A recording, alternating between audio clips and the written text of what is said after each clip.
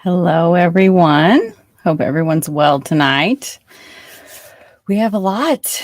We have a lot to get to tonight. And for anyone that doesn't know, I wanted to give a short introduction as to why we are here.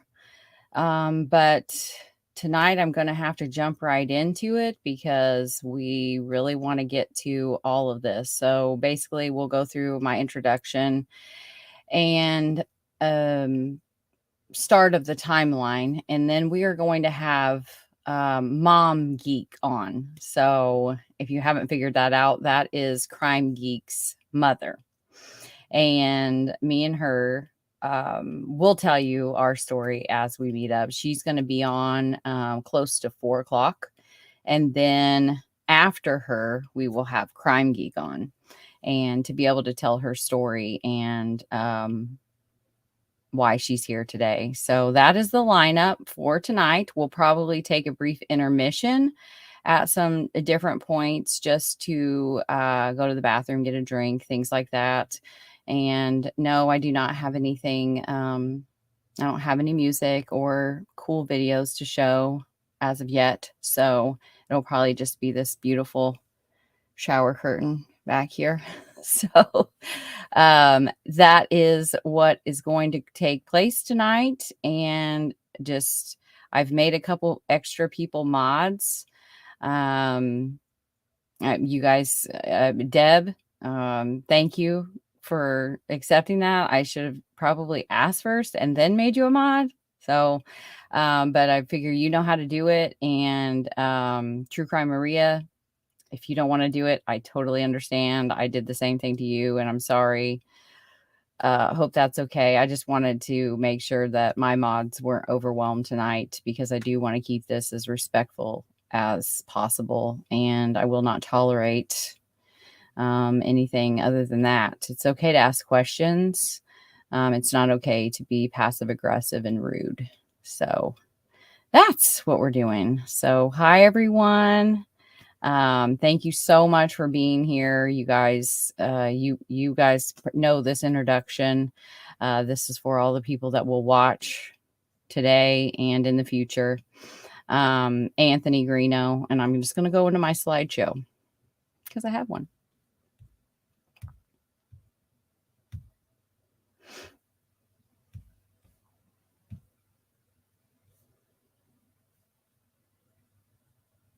And then we'll just go ahead and make this full screen since I'm going to be reading.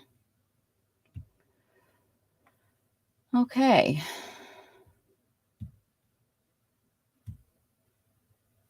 Well, started at the bottom.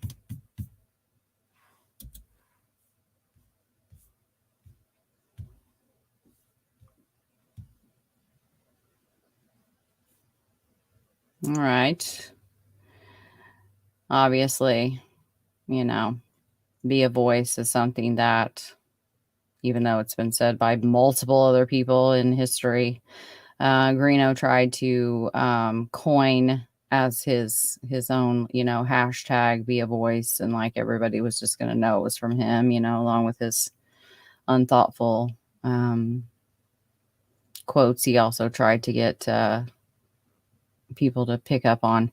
But anyways, this is him, Anthony Greeno, aka Renee, because that's his name. It may be, I don't actually know how to say it, but Renee is what it looks like. So Rainy Renee is actually his first name, and that is something that is not doxing because he has shared his court cases with the public on many occasions.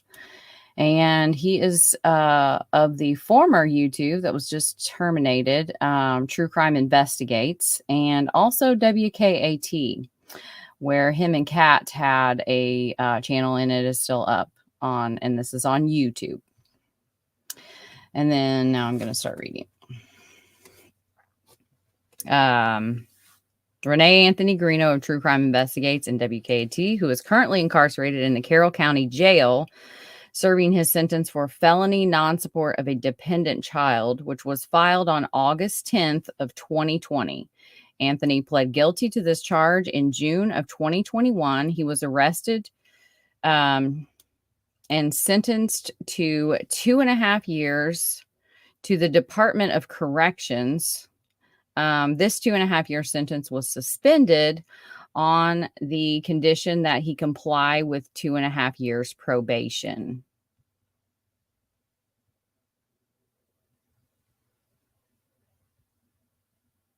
As you can see here.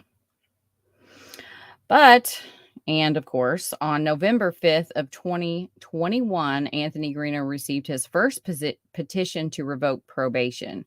The reason being that he failed to report to the Morgan County Probation on October 12th of 2021, October 21st of 2021, and on October 28th of 2021, thus failing to report as directed. The defendant's whereabouts are unknown. He also failed to appear in court for a Chins case in Marion County on August 21st of 2021.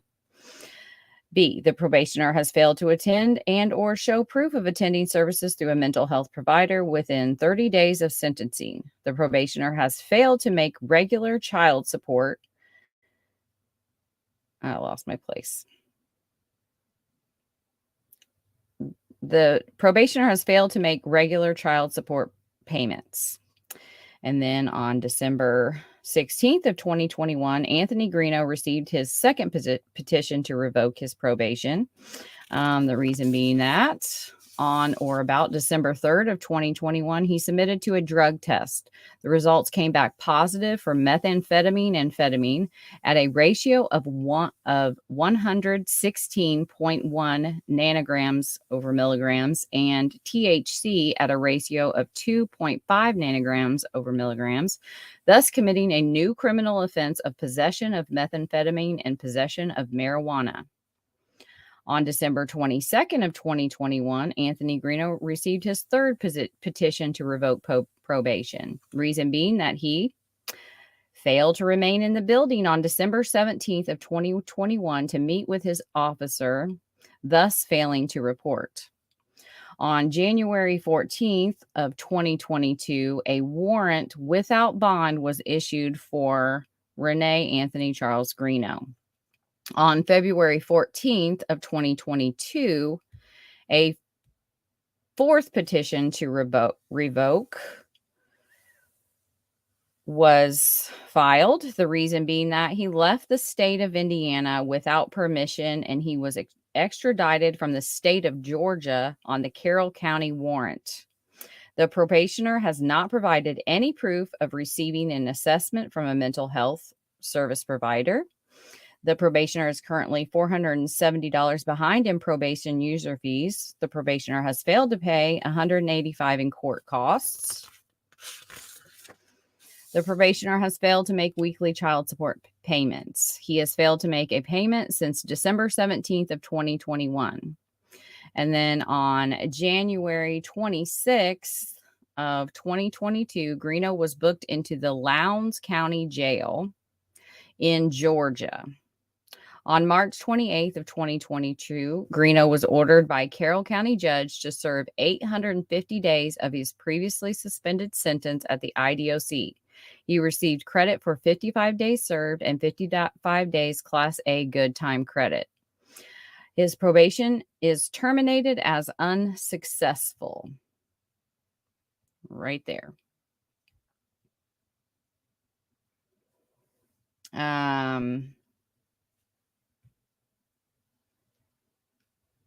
And then I want to briefly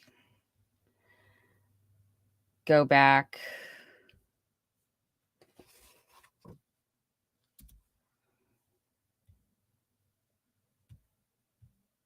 Oh, geez. And then the rest I'm just going to kind of read. It doesn't have any. I just want to, show proof of that this isn't just things that I'm just pulling out of my ass. These are actual court documents and there is proof of these charges. He is not undercover. I have nothing else to say. So basically now I'm going to talk about the timeline of Crime Geek and Geek's mom. So that we can fill in some of the details now that we have the court timeline. So I started speaking out publicly about Greeno on April of 2021. I had been talking to victims' families, such as Ray Hainish. I think the first person that I talked to was Cher. And then I called them all and told them what I had done and what he had done as well. And we worked everything out. And here we are today. You can go back and listen to somewhere in the playlist of Anthony Greeno, where I show the receipts of my first, where he made me mad and why I'm doing what I'm doing. And but publicly, it was probably around April. It was right out. He had gotten out sometime around New Year's, the new year. So not too long after that, he did the media picked up coverage of Ray Hainish, Nicole Bowen case. And then he decided that he would go live about it. And I just snapped. I'm like, no, you tried to use them to get bail money while you were still in prison from the last time, or jail.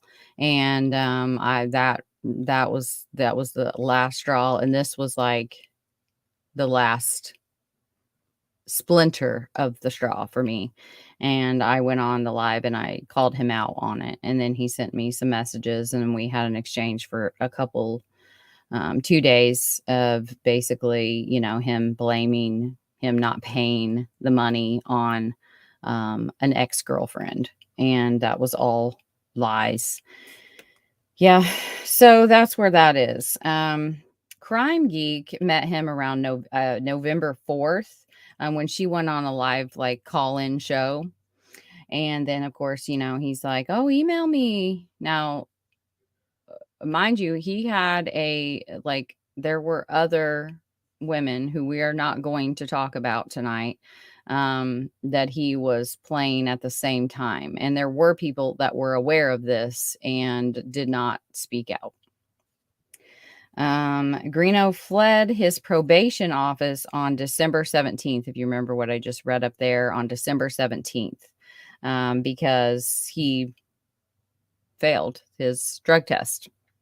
So he took off. There's actually a probable cause report on that where he speeds, they saw him on camera, fleeing in a truck. And according to a source, he fled his relative's house on December 21st of 2021. And when Crime Geek comes on, she's going to really be able to help us. And if I have any of these dates wrong, she'll be able to correct that. And I so appreciate her willingness to do that for us. But according to a source that I have, December 21st is when he fled a relative's house. On December 22nd, if you remember, Michael Catt, passed away. Greeno went live with this news before the coroner had even arrived at the scene, at Michael's residence. And you can hear that on the scanner for that day. On December 22nd, and this is the one I have question mark on, of 2021, Greeno takes a train and a bus to Sarasota, Florida. December 23rd, 2021, is when Crime Geek, and again, question mark on this, picks him up from the bus station. On December, I think it was the 23rd evening, maybe 24th, is when Hughes investigates. Greeno had, and now remember, he was going live through this whole thing and posting pictures and basically just taunting and, no one's going to find me, catch me if you can type of typical Greeno behavior. But Gray had, it's awesome. It was all it was cool to be there as it was happening and just like, oh my gosh, like how crazy you were able to take he had gone live and had showed like just a half a second of like uh the oh just like the street, like a couple little markers on the street, and he was able to go into Google Earth and find where Greeno was, and it was, I believe, in St. Petersburg, where he had gone live. Again, it was between the 23rd and 24th. I believe that he did that, and it was pretty badass. On December 24th is when Greeno and Crime Geek go to her mom's house for a Christmas party. This is Geek Mom's first encounter with Greeno. And when we have her on, we're going to start right there. And that's what we're going to hear about how from that day forward unfolded. And then we will do the same for Crime Geek from November when she met him on, as it unfolded, and try to keep it in like an organized fashion. And but before we do that, I want to remind commenters in the live chat that Crime Geek and Mom Geek are my guests, and they will be treated with respect. You may ask questions, but you may not victim blame or passive aggressively make rude comments. You will be blocked by myself or my mods without warning.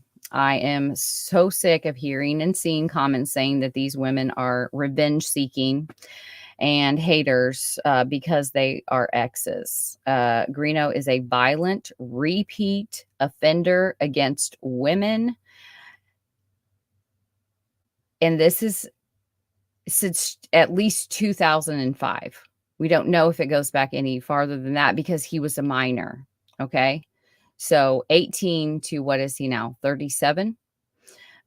This is not an opinion. This is facts. This is the facts. He is a violent repeat offender against women since 2005 to date, to now.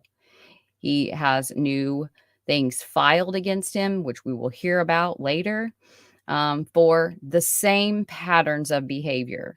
Okay, not an opinion, not even close. It is all factual. You can find this information yourself. You can FOIA this information from the courts. These women in the past should have never been silenced by a community of true crimers of all things. Maybe if we had supported the ones that came before Crime Geek as a community, because there were some that were standing up, and I know that Gray did. I know that a couple other people did. But what we needed was an entire community saying, oh, hell no. And unfortunately, that's not what happened. And unfortunately, that's why maybe it could have been prevented if we had stood behind the last girlfriend that dared to speak out. And she was treated so horribly by this community. And I know that there are a lot of people that feel absolutely terrible about that. Crime Geek being one of them, not that she did said anything, but Greeno has a way of manipulating you without you really being aware until you are able to take a step back and view him for who he really is. Okay. It has happened to so many people, including myself. It does not mean that you are a bad person, a dumb person. It does not mean any of that. It simply means that you were susceptible to it for some reason. For me, it was because when I looked back, I realized it was because I was vulnerable at that time because he reminded me of my nephew that had just died of an overdose. And I know other people that he used the same types of things against them of of a child that had issues. They had issues, and he uses that against creators, subscribers, channel members, Facebookers. Will go through his whole big spiel, you know. It should have I'm going to con and then I don't know why it's always keep it Southern style, because it's just not Southern. But yeah. So that's just the thing, is understanding why we do what we do. And as a society, it shouldn't be that our knee-jerk reaction is to blame victims for what happened and say things like, well, you're an ex-girlfriend, and like somehow you have a vendetta, or oh, well, you've been influenced by other people. Things like that should never be pushed on to a victim. Like, when you understand how coercive control works and how victims get in these places, especially with the mind control, the manipulation, the verbal, the mental, not necessarily the violent domestic abuse, but it is domestic abuse all the same. And it is being recognized in California and other states and overseas. And these things are being addressed in the court systems, as they should. We need some major legislative change when it comes to harassment and stalking. And there are law enforcement that still don't understand. And I understand that it is frustrating for them when a victim would go back. And if they simply would take the time to learn about coercive control and manipulation and those things, then they would be able to see why it's not so easy to leave. And just because they are a former does not mean that they need our support, and they need our faith in them, and they need especially in a community such as this.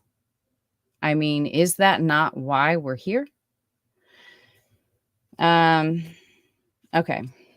So now we're going to go back to, let me put this up really quick.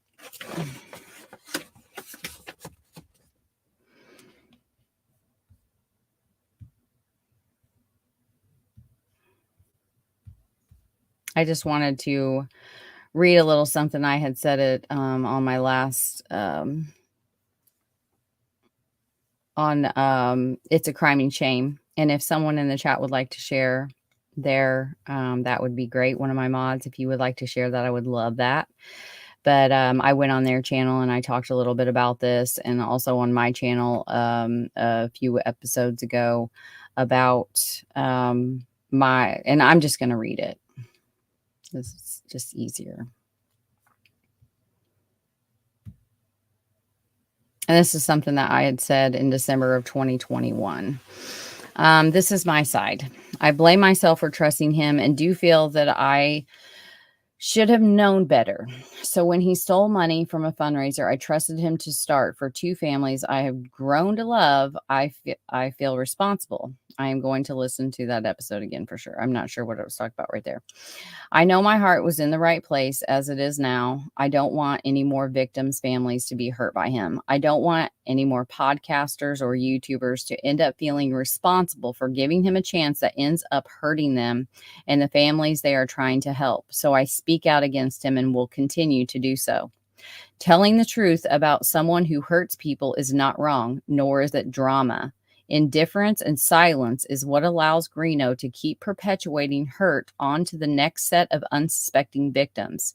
He uses others' past, their real past, that isn't 2 seconds ago. Their kindness, their trust in humans being good, their survivorhood, and their desperate desire to seek justice for their loved ones against them. Second chances require a long-term pattern of change. His pattern of bad behavior has not changed. He won't change for you. You cannot help him. Only he can do that. He clearly does not want to. So when someone shows you who they are, believe them. Maya Angelou. Your silence gives consent. Plato. The moments when you don't give a fork and take action are often the moments that most define the course of our lives. Mark Manson. Then they came for the Jews, and I did not speak out because I was not a Jew. Then they came for me, and there was no one left to speak for me. Martin Niemöller. There is obviously more to a couple of these quotes. And this is on March 12th. I think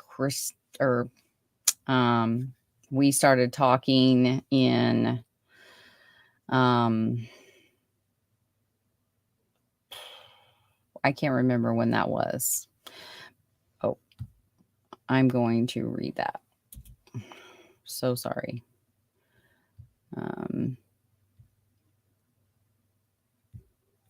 I'll take it off there and I'll read it.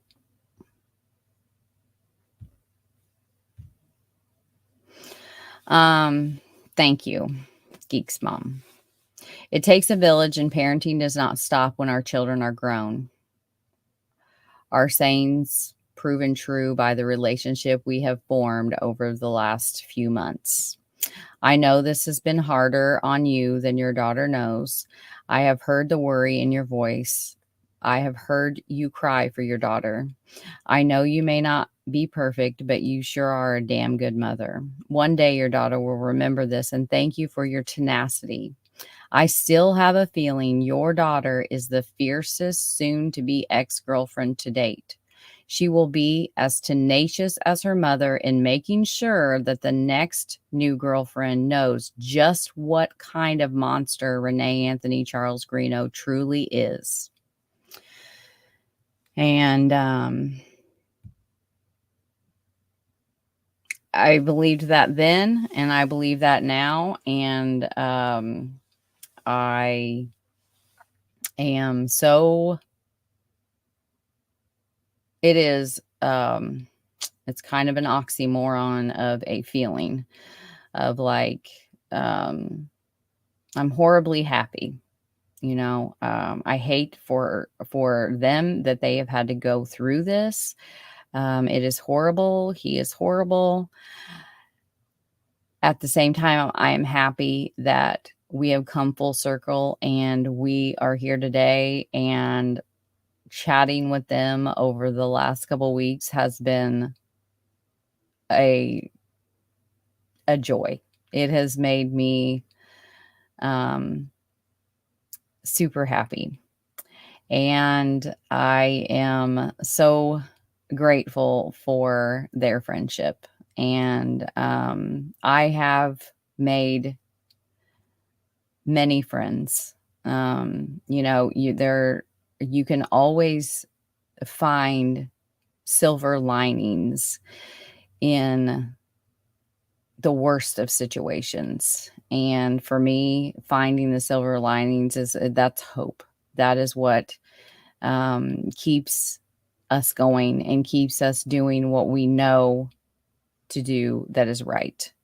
And that is why I do what I do. And this particular silver lining is spectacular. And without, you know what? I forgot to send her the link. So I should probably do that, right?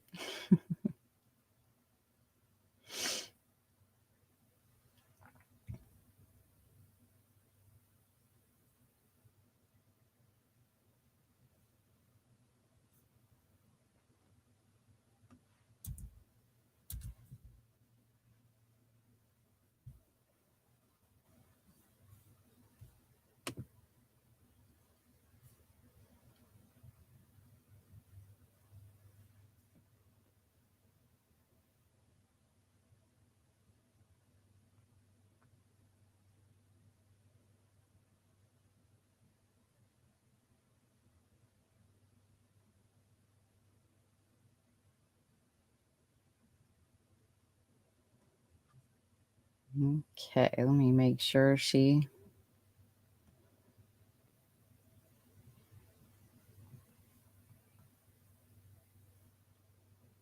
may need it since I am just sending her this link. She may need a few minutes. To get it. Hi, everyone. Truth and Justice. Hello, friend. How are you? I'm so glad you're here. And it looks like you became a member. You are too sweet. Thank you so much. Thank you for being here. It means a lot. Bidding Queries. Hello. I haven't seen you in a minute. I'm glad you're here too. Lost City of Atlanta. Hello, sir. Justice Angel. Hope Diamond. Deb. Thank you for modding again. Kate Peace Mule. True Crime Web. I'm so glad you're here. I got your email and I was so honored to get that. And when I was on your live, I was like listening to your resume, and then I was even more honored. I knew a little bit. I knew that you were former law enforcement, but I didn't know quite all that you had done in your career. So to get such a positive email, I really, really appreciate that you took the time to do that. That was very nice of you. And if any of the mods have the link to his YouTube, please share it. Really, really good. Really good. And such a, one of the things he'd said is like bridging that gap between law enforcement and the real crime community, sleuthers. And I think that is super cool. I think that is super duper cool. Crimezilla, hello. Hope you're well. Okay, looks like she's here. Hey, Kristen. So glad you're here. Thank you for being here. All right. We are about ready to start. And again, just remember, I don't want any funny business. We're going to be respectful and keep in mind the be sensitive, and anything that is not will be gone. So here we go. This is Geek Mom. Hey, everybody. Hello. How are you? Wow, we waited a long time for this day. We really have we not? It's been a journey. It really has. You Well, are so beautiful. I am about ready to tear up. And I didn't think that was coming. So Yeah. I didn't even know this was going to happen. So I apologize. I'm usually pretty strong, and I'm a little bit like Mel. I kind of keep going and keep going and keep going, and it's hard to keep me from stopping if I have a cause. But Mel, from the bottom of my heart, this has been a really hard journey, and you have been there with me through the whole time, and I cannot thank you. That we've talked long hours, wee hours in the night. I mean, sometimes we were burning the candles at both ends. If anybody even questions whether or not this lady does it just for money, she does not do it for money, guys. Let me tell you something. The hours, the tears that she let me shed, the cussing that I was just like ready to kill somebody. And I want to just thank you. This is a formal thank you. And then there's some unsung heroes that they know who they are. They're on the live. Thank you. They have been there with me through thick and thin.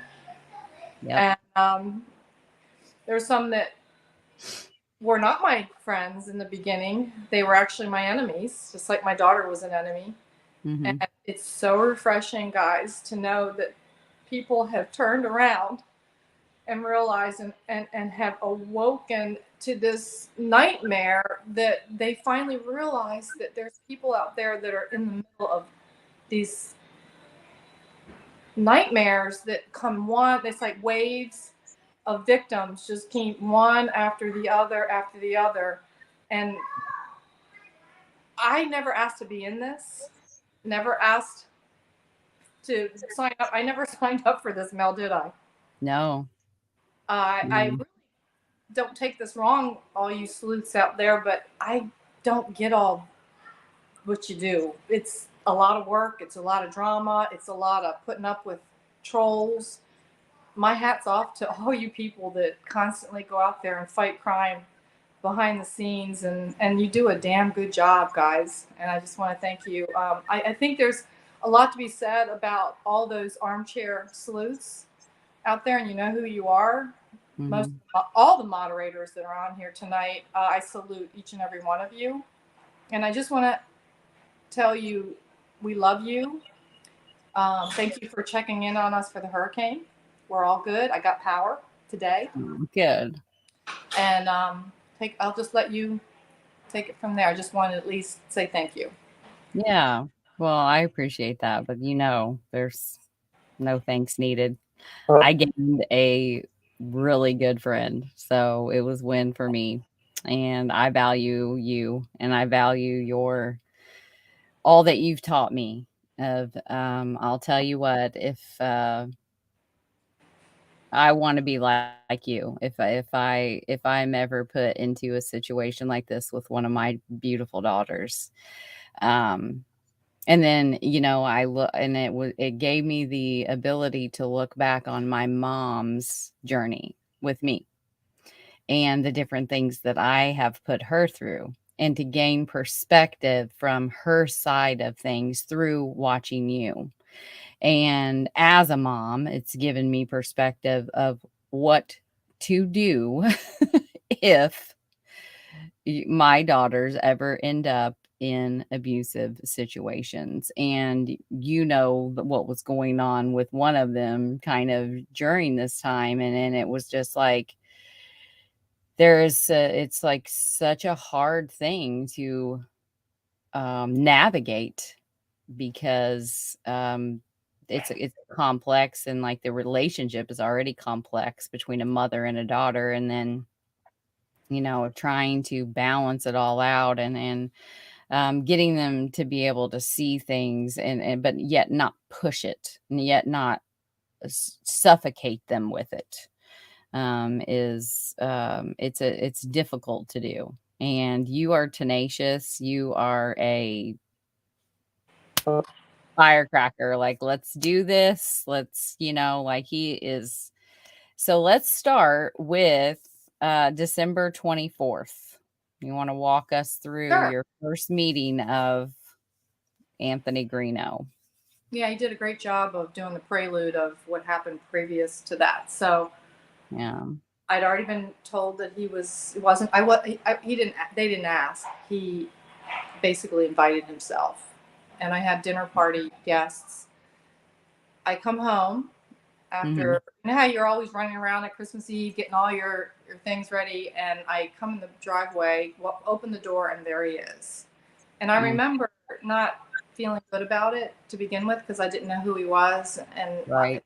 Christmas Eve, this is family time. This is not a time to bring someone that you've never met.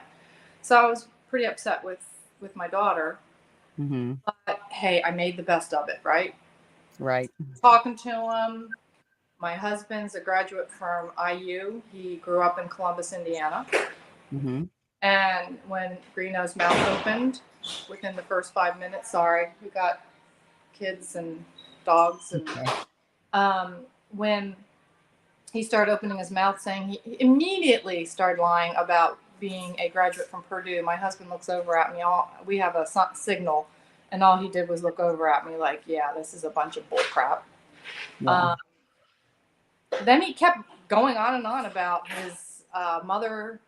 Within, I'd say, 2-hour time, I found out that his mother was murdered. He had started out with one kid. Then he had, I guess, forgotten that he had told her that she told me that he only had one child, and that was the daughter. Because I was concerned where she was. It's Christmas Eve. Why are you not with your daughter? We're normal people. We care about our families. So I'm saying, well, I'm more concerned about the daughter, and I go, where is she? Doesn't she didn't you want to be with her during Christmas Eve? She's your daughter. Oh no. She's with my mother or grandmother. I can't remember what he said. Um, grandmother. That's right. I said grandmother. I said okay. So we skipped to all of a sudden he must have forgotten, and he's telling people that he has 2 kids. Told another dinner party person he had 2. Before the end of the night, he had 4. Okay. Wow. So the pattern, and why am I telling you that? It sounds so trivial and stupid. It's not. What people don't understand that defend Greeno because they don't know him is his lies. It's kind of like a fox. Yeah. You know how a fox will go on their prey and they'll confuse their prey. And if the fox could talk, he'd be Greeno talking about all his grandiose things that he's done, and oh, I'm so stunning. I'm foxy. I'm this. I'm that. But the whole reason is to just confuse, get people. So he hopes that person doesn't talk to that person, which talks to that person, and that's why he keeps moving from place to place to place. And person to person to person. And person to person to person. And then if he finds out that I've learned all this now in all these, it's been almost going on a year this coming November. My goodness. Yeah. Actually December is when I met him.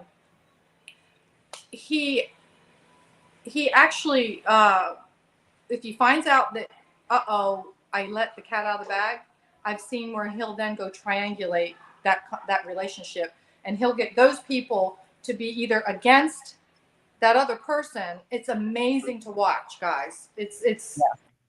I have sat back and I've studied and I've watched. I've talked to professionals about it, law enforcement. I've done studies. I'm not an expert, but in no way am I an expert. But you do end up having to hurry up and catch up on what is it. So I watched Dirty Harry, guys. He's Dirty Harry. He just doesn't have money. Well, Dirty Harry didn't have money either. But he's Dirty Harry at least was nice looking. The lady that he went after, Dirty Harry went after, was not a stupid person by no means. She was a very wealthy, successful businesswoman. So for anybody out there, I love what you said, Mel. I was listening, that thinks that they know more and that my daughter should have known. We all should have known. We should.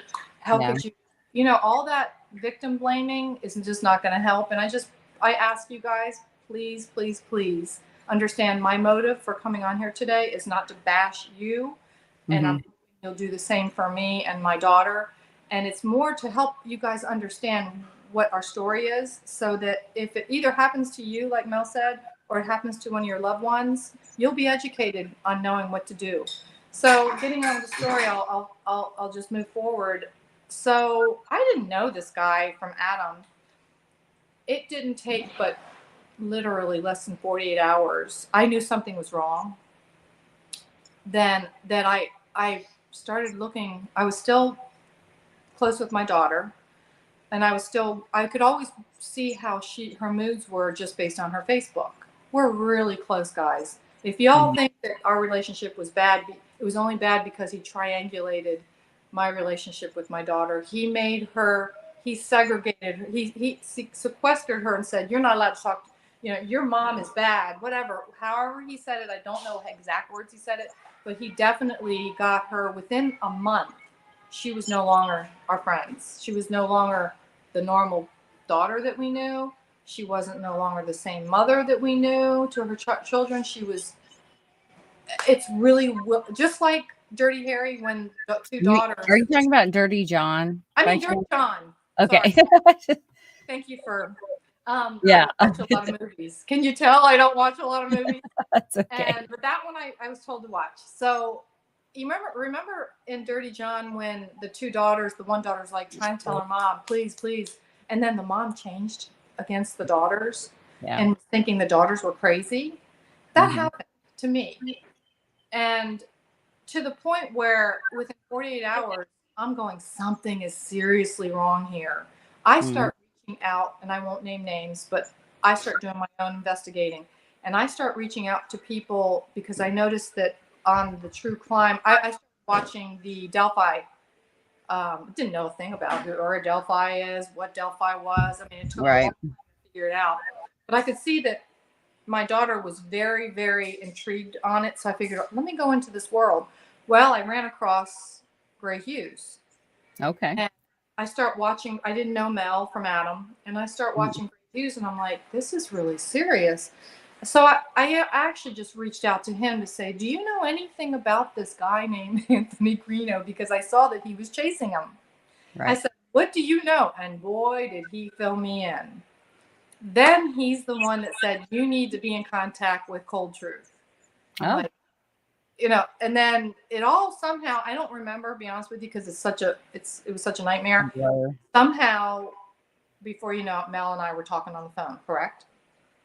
Yeah. And we had I think it was Ivy Rose was one too that you had talked to early Right. on. I forgot. Right. Yeah.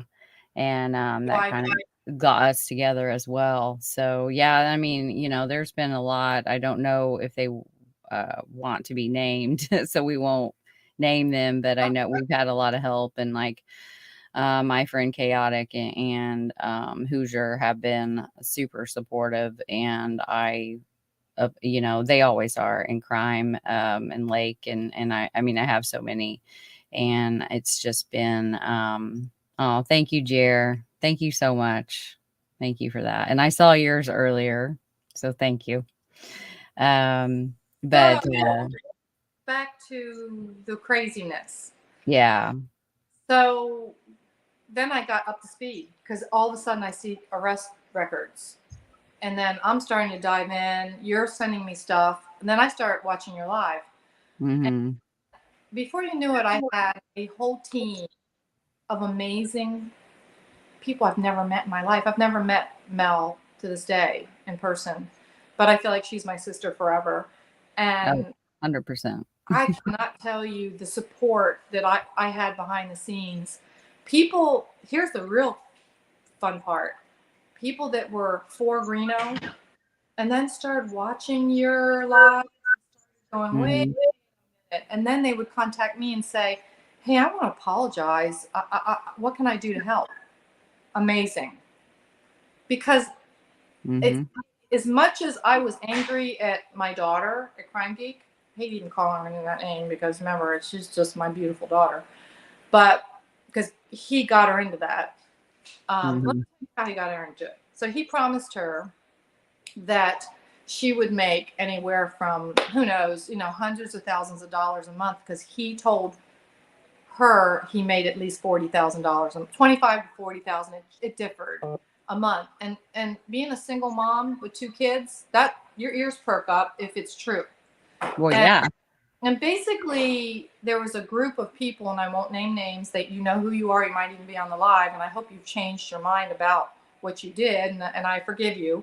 But you kind of helped egg her on a little bit of knowing that he wasn't the real deal.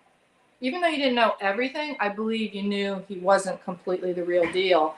And this poor girl came aboard and thought she was winning the lottery. That this, oh my gosh, this guy named Anthony Greeno with this big show is going to let me be part of the team. And I remember one day she said to me, Mom, I can't be interrupted. Can you make sure the girls, I've got an interview with this panel. And I know who the people panel were, and they're not anything themselves. Um, Mhm. by no means, they're not famous people. But she had somehow been led to believe that she was going to make all this money, and then she would be able to move out of the house, so she could have her own place. And oh my gosh, that would be great for me and for her. Um, so, with that said, it just the lies kept compounding. Before you knew it, her and I were enemies. I wasn't Mhm. an enemy to her, but she suspected me of things that I never did because that was that triangulation that was going on. I was getting phone calls from people that are on this live that I won't name names, that they were asking me, did you do this to this person? I said, I don't even know what you're talking about. Well, you're doxing people. What? I don't even know what that word meant back then. You're doing this and you're doing that, and you've said something. So he was a mastermind in going in and getting people to be so against me that when I did maybe reach out to them, he's smart. Actually, that's really brilliant.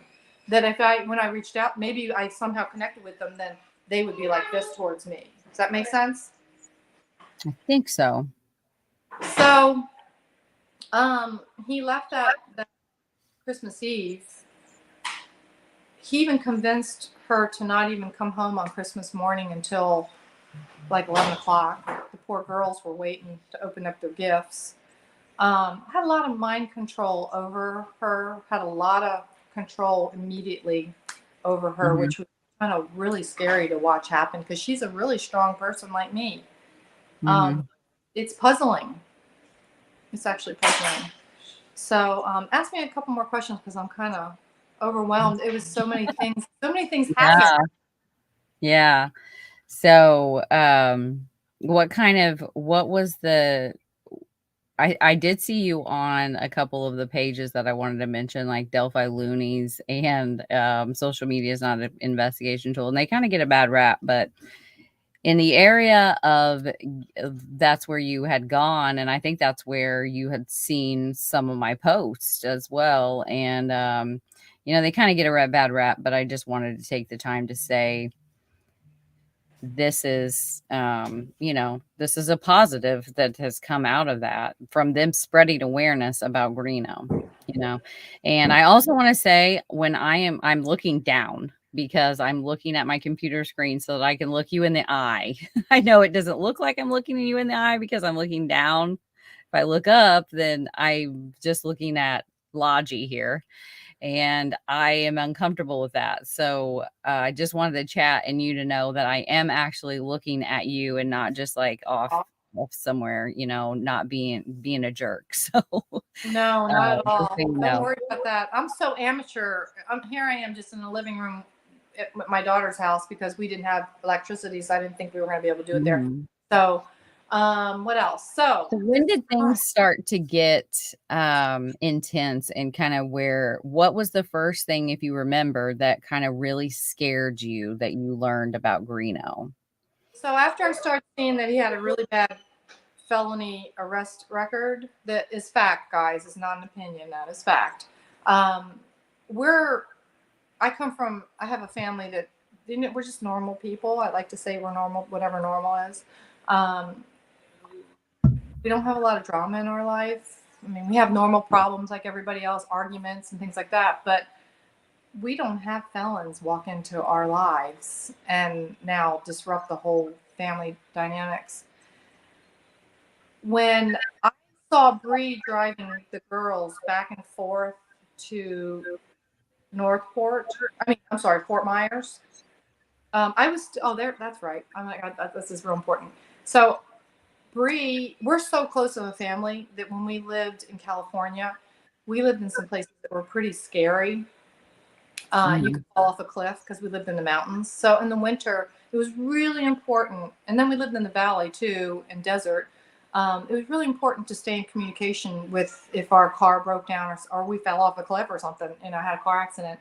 So we always had that 380 that many of you probably have with your families, and you have a circle of, your kids, and then you can kind of just check on where, and then even when they would go somewhere, it would even give you an alert, hey, they've arrived.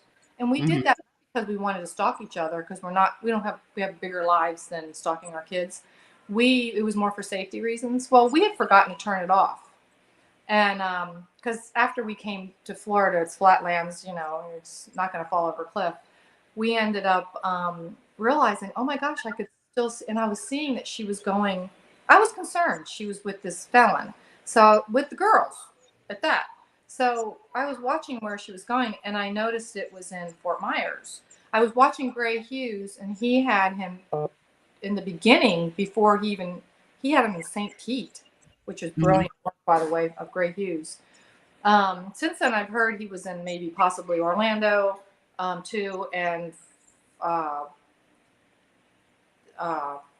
St. Pete, and then he stayed with a couple that are also not the greatest people, from what I found out later, and they were hiding him basically. So it all started. My first cousin is a chief of police for another big city. I mean, a small city in Idaho, and he was helping directing me on what to do and check and all that. And after I realized this guy has a warrant out for us, I said, I'm going for it. So, guys, some of you are mad at me because you're like, oh my gosh, violated your 34-year-old daughter's privacy. You'd do it too if you had two little grandkids that you knew were around a meth. I don't care how good I don't care how good you think his content is and how much you think, if you're listening and you're still on the Greeno side, oh, he does such wonderful content and he knows he knows more about Delphi than anybody else. Baloney. He is a master con Thank man. you. That he has so many twists and turns, just like the fox that just wants to confuse you. And Why? I caught on to it right away. So we were watching her going back and forth, and she's listening, she's hearing me. We're like this now, guys. Yeah. She realized that she was in a fog. She was in like almost like a spell, I'd like to say. That's a good way to put it. What'd you say? Oh, she said she still kind of hates me a little bit. No, she smiled. She said she's just kidding. You better be. So I told my husband, let's just keep watching her. And then I did call Carroll County. And I said, hey, I think I know where a guy is that you want. And they said, who? I said, Anthony Greeno? You know where Anthony Greeno is? And I said, yeah. And what's interesting is you guys had the COVID going around really bad. You actually got COVID then too at the same time. I did. And the Carroll County offices all got COVID. And his probation officer didn't have COVID, and she was basically answering the phone when she used to have assistants doing that. She happened to answer the phone that day. What a coincidence. And I said, she goes, why? I'm his probation officer that he fled from. And I said, do you want him? And she said, yes, we do. And I said, okay, I'm going to call Lee County and I'm going to get it all organized. Well, Bree, my daughter, had gone ahead and decided she blocked me. No longer can I see her. So my husband and I, immediately within 24 hours, we had a tracker mailed Amazon on our front door, got it activated, put it on her car the night before. That was the night. She goes out at 1:30 in the morning and says, I'm like, what? My ring goes off. I'm like, who is at my front door? It was her leaving to go see Greeno in Fort Myers. They end up, I'm watching the tracker. I mean, what a coincidence. I put it on the night before. That's when he ends up going, she picks him up, and they don't wait there. They continue to keep driving. And this is 1:30 in the morning. So by the time she got past my house, she was going past. I'm thinking, well, she must be coming back this way. She goes all the way up to Valdosta. I'm freaking out, thinking I got a wanted felon in the car. My granddaughters weren't with them. Thank God they were with me. And I'm thinking all kinds of crazy things going on in my head. So I want you guys to know, it looks like, oh, it just, Crime Geek went ahead and met this guy and had all this drama. What the families go through is hell. I've spoken to one of, I won't name names. I've spoken to one of the victims' mothers. Of Greeno. Of Greeno. Oh my gosh, we're best friends now. Oh. She's from a different state. I won't go into that because I still have some. Very sad. We're investigating, and she has taken. She has. It didn't end well. Sorry, Bree, you're making noise over there. It didn't end well. So I want you guys to know that I didn't sleep. Mel knows there's nights that she was like, "How you doing? Are you all right?" I'm picturing this guy that's a felon that doesn't give a crap about his kids, 4 kids, hasn't paid child support. Why would he care about? He told my daughter that he would take care of that. He doesn't have a car, he doesn't have a phone, he doesn't even have money. And he's going to take care of my grandchildren over my dead body. So I said, let's get him. Talk to Lee County. Lee County says I'm sorry, let me reverse. The day before, I had talked to Carroll County and I said, I can get him for you. She said, get him. I call Lee County to get it all set up, and they call me back right away and say he is not extraditable.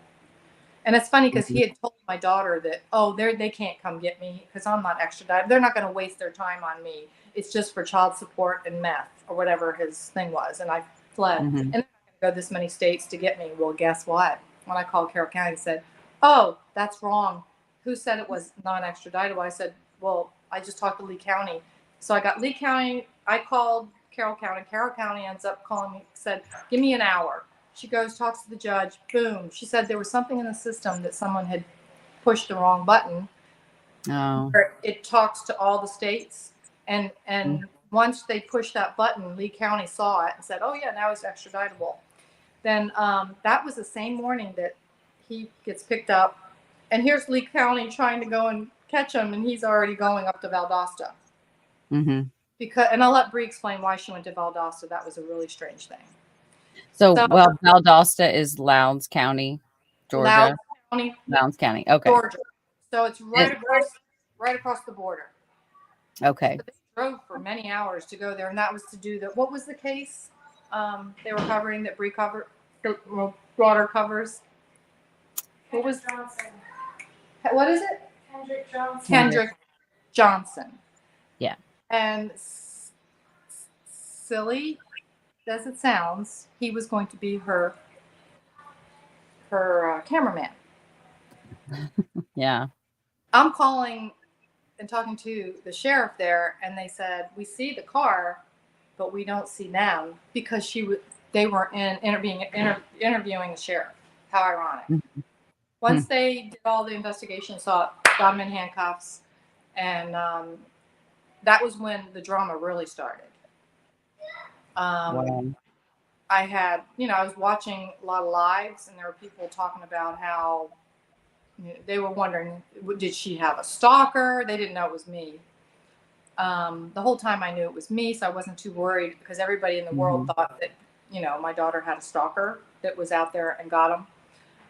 So let's talk about what could have happened. He was trying to get he had convinced my daughter to get an apartment, and he was giving her false documents that he had a job, that he could make money from Google and other places. And I'll let her tell you all the details of that. But I was doing my own investigating, and I was like, this guy, I had even hired I didn't have to hire it. They did it for free because he was a friend of mine. He is a private investigator here in Sarasota. And he literally kind of helped stop them from getting the apartment because she doesn't even know that. This is the first time she's hearing of that. He actually went in there and stopped it because he told the apartment manager, this guy's a felon and he's trying to come in here. They denied him immediately. And I'm thinking, can you imagine? I'm thinking he's going to be watching my grandchildren on weekends while she works. Yeah. And I'm not saying he's on the record, guys. I will never say he's BG. I will never say he's killed anybody. I will say he's a person of interest. I will say that his name comes up a lot. I will say there's a lot of things that I question in my own opinion that I believe I'll be as much as I can say this. I believe he's a serial person, and let's talk about what kind of serial. He's a serial predator. He is a serial predator. What does serial mean? Yeah. Someone that's done it habitually.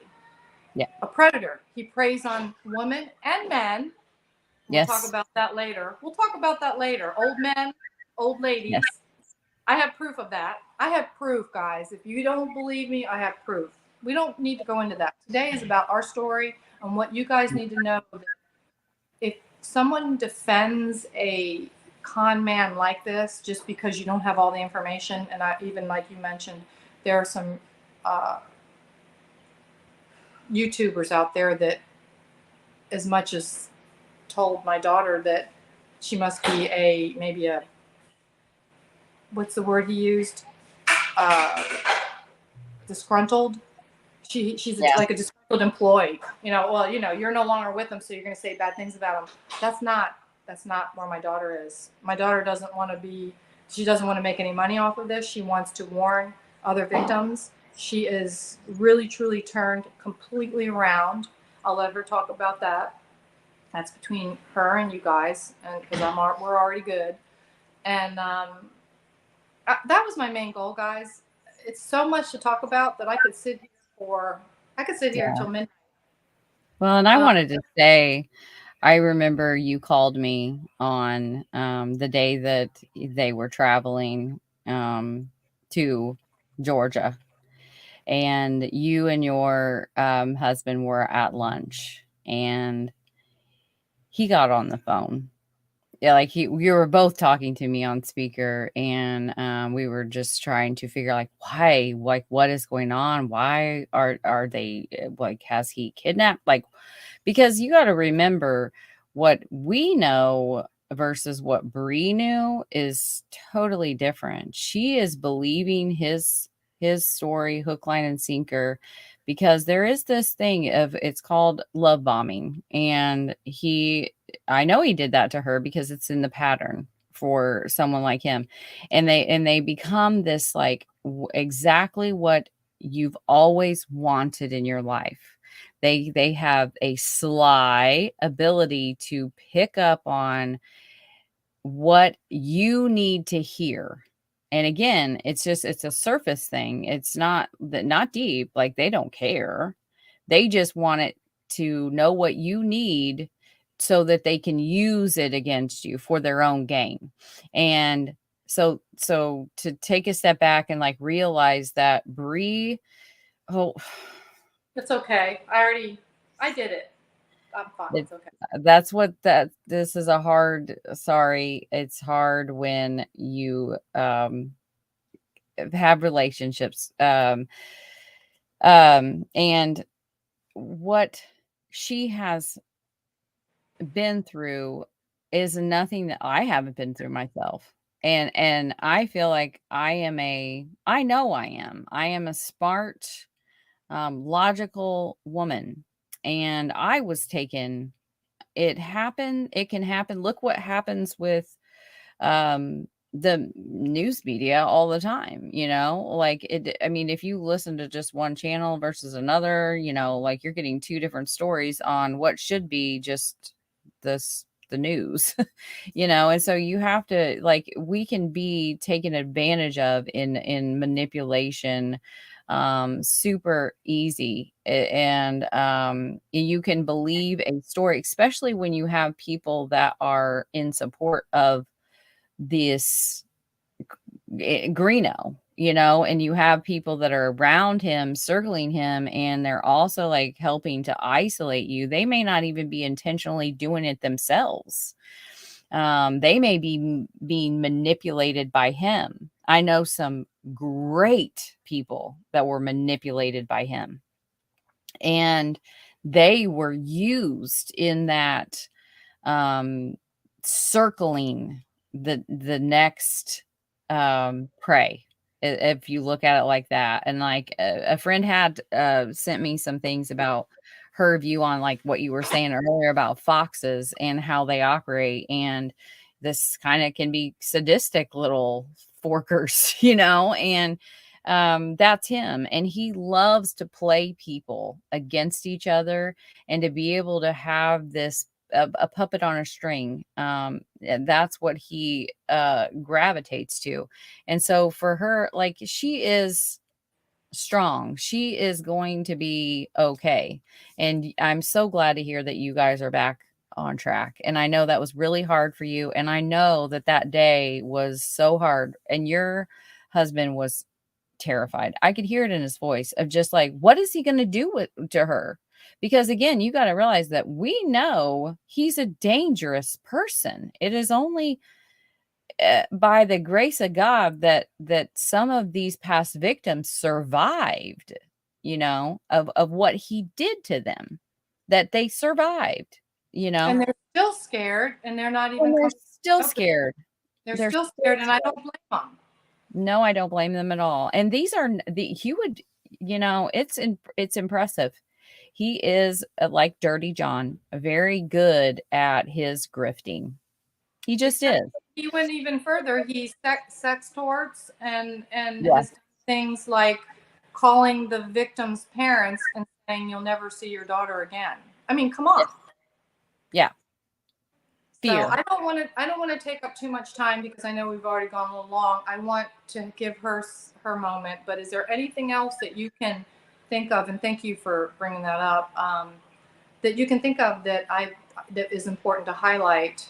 That I think we've gotten, obviously there was so much behind the scenes of just of us talking through all that and like figuring out, where he was. There was like a raid involved. And it was just kind of like a crazy time. Obviously there was things between mine and Crime Geek's relationship, that was, I'm sure it was difficult for you, and you did such a good job of like staying loyal to your daughter, and I appreciate that. And I hope I wasn't too we just hit it off, we just like hit it off immediately. And it was just like I felt like I've just known you for my whole life, like so I appreciate your friendship and I appreciate you. And you're again, your tenacity is just unmatched. And people will judge and people will, can't and you know what? And I know that you have the same attitude as I. You know, you can't waste your forks on that. Life's too short and you know it. And I'm just so happy for you that you have your daughter back and you guys are rebuilding and picking up the pieces and that you're helping her.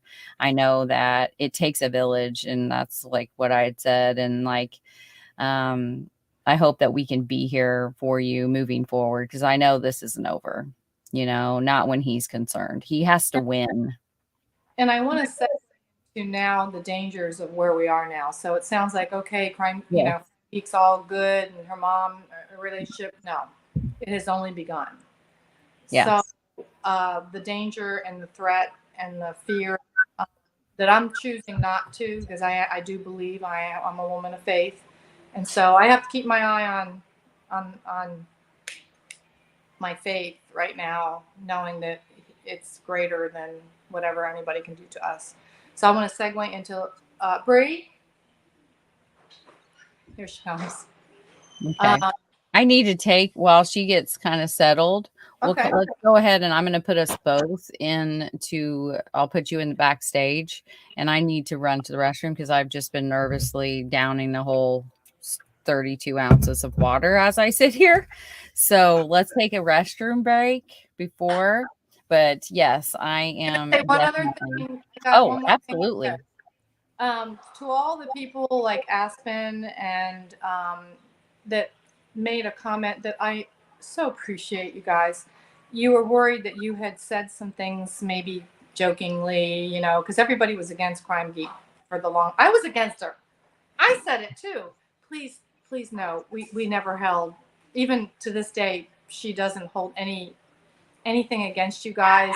And thank you, Aspen. The other day you said, "Oh, please tell Crime Geek that I never met anything." That I have had other people to call me and say, "Please know that I was really against her, but now I'm not, and I'm really supporting her." Guys, we love you. Thank you.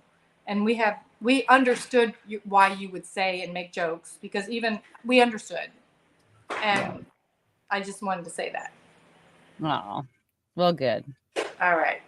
All right. Ready and So good to talk to you. And then I'm going to put, yes, thank you so much for coming on and sharing your story. And I hope that it helps another mother out there. And I hope that the other mothers that may be watching this, particularly Greeno's victim, their mothers, I hope that they are encouraged by your strength, your tenacity, and your willingness to share your story today.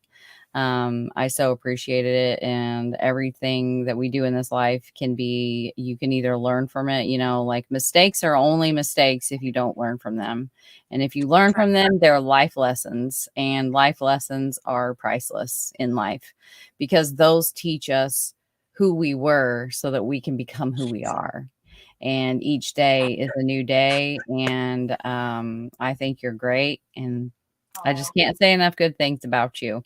So, guys, I'm sure we'll be talking soon. And potty break. Again, this woman, like she jumped into, she didn't know a thing about the true crime world. Like had you ever even seen Alive and now I see you, like you jumped in with both feet in order to save your daughter and your granddaughters. And that is admirable. And it and like to not know anything, imagine not knowing anything about this crazy world of YouTube true crime and Facebook true crime, and then all of a sudden having this guy that's dragged you into something again. Like she said in the very beginning, she didn't want to be here, didn't want to be in these shoes. And like you just jumped in with both feet, and now I mean you learned how to do screenshots and sharing messages and clicking and right click that. 60-year-old, huh? I mean, you don't look it at all. But yeah, that's right, Deb. Deb is the other, uh, not half, but quarter of it's Sunny and Aspen and Deb. It's a criming chain. So I love all three of them, and I thank you guys so much. Yeah. But yeah, like you just jumped in and we're like ready to learn, ready to find things, dig in and looking at this, looking at that, finding this, finding that. I mean, you were just on it. It was really neat to watch you become a part of this true crime world. And I think you probably are a little bit now, and you're probably going to stick around. I think you would like it a little bit. Maybe. And yeah. So and I'll end with this. There are some people that I don't respect that I've seen Crime Geek maybe trust too much. And I will say this, that I've learned there's just different people out there. There's people like you that are doing it because your heart is in to helping, really truly helping others. You're not making any money off of this. And then there's those that I don't have a problem with Gray Hughes making money on the record, guys. I don't have a problem with that because he does a lot for people. But I do have a problem with people that are just about clickbaiting, and that we'll address that another time because right now my focus is on just trying to get our lives back into a healthy flow. Yeah, and I know we're gonna do an update show and see how everything plays out in this after this October things go down. So yeah, I love you, Bloke, too. Bloke, there's a call out to you too. You turned it around too, my friend, over the pond. So all right, ma'am. Well, I'm gonna put you guys in backstage and we'll do a quick little intermission just to kind of go pee. So is she gonna be ready in about she's ready. 3 minutes? Okay. All right. All right. Bye, guys.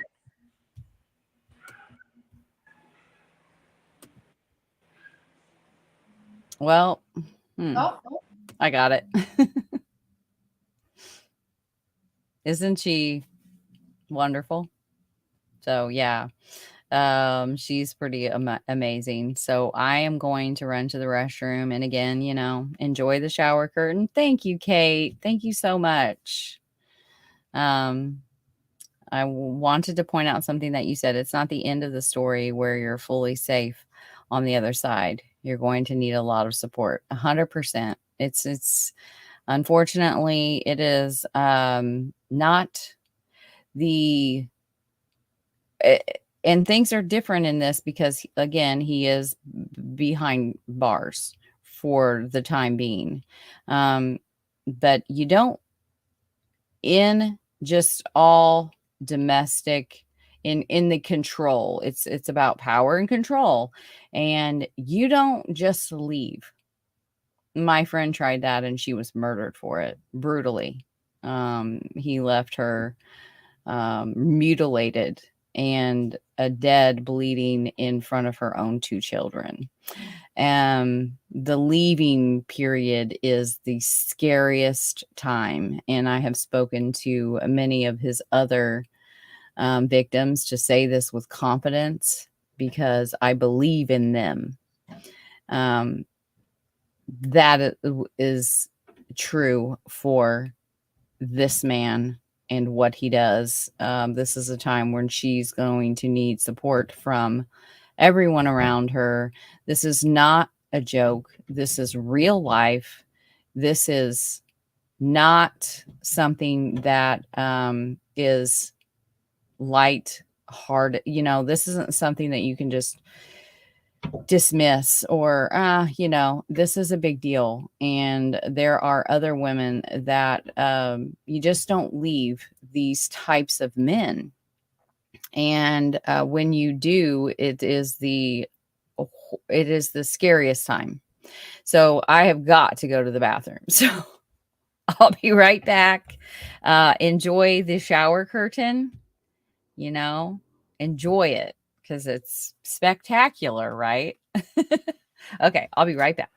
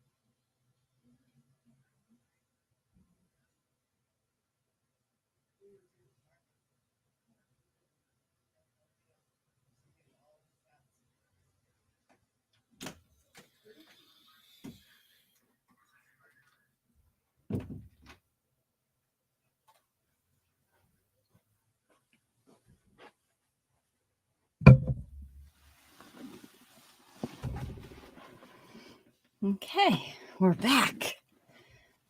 All right. Making sure.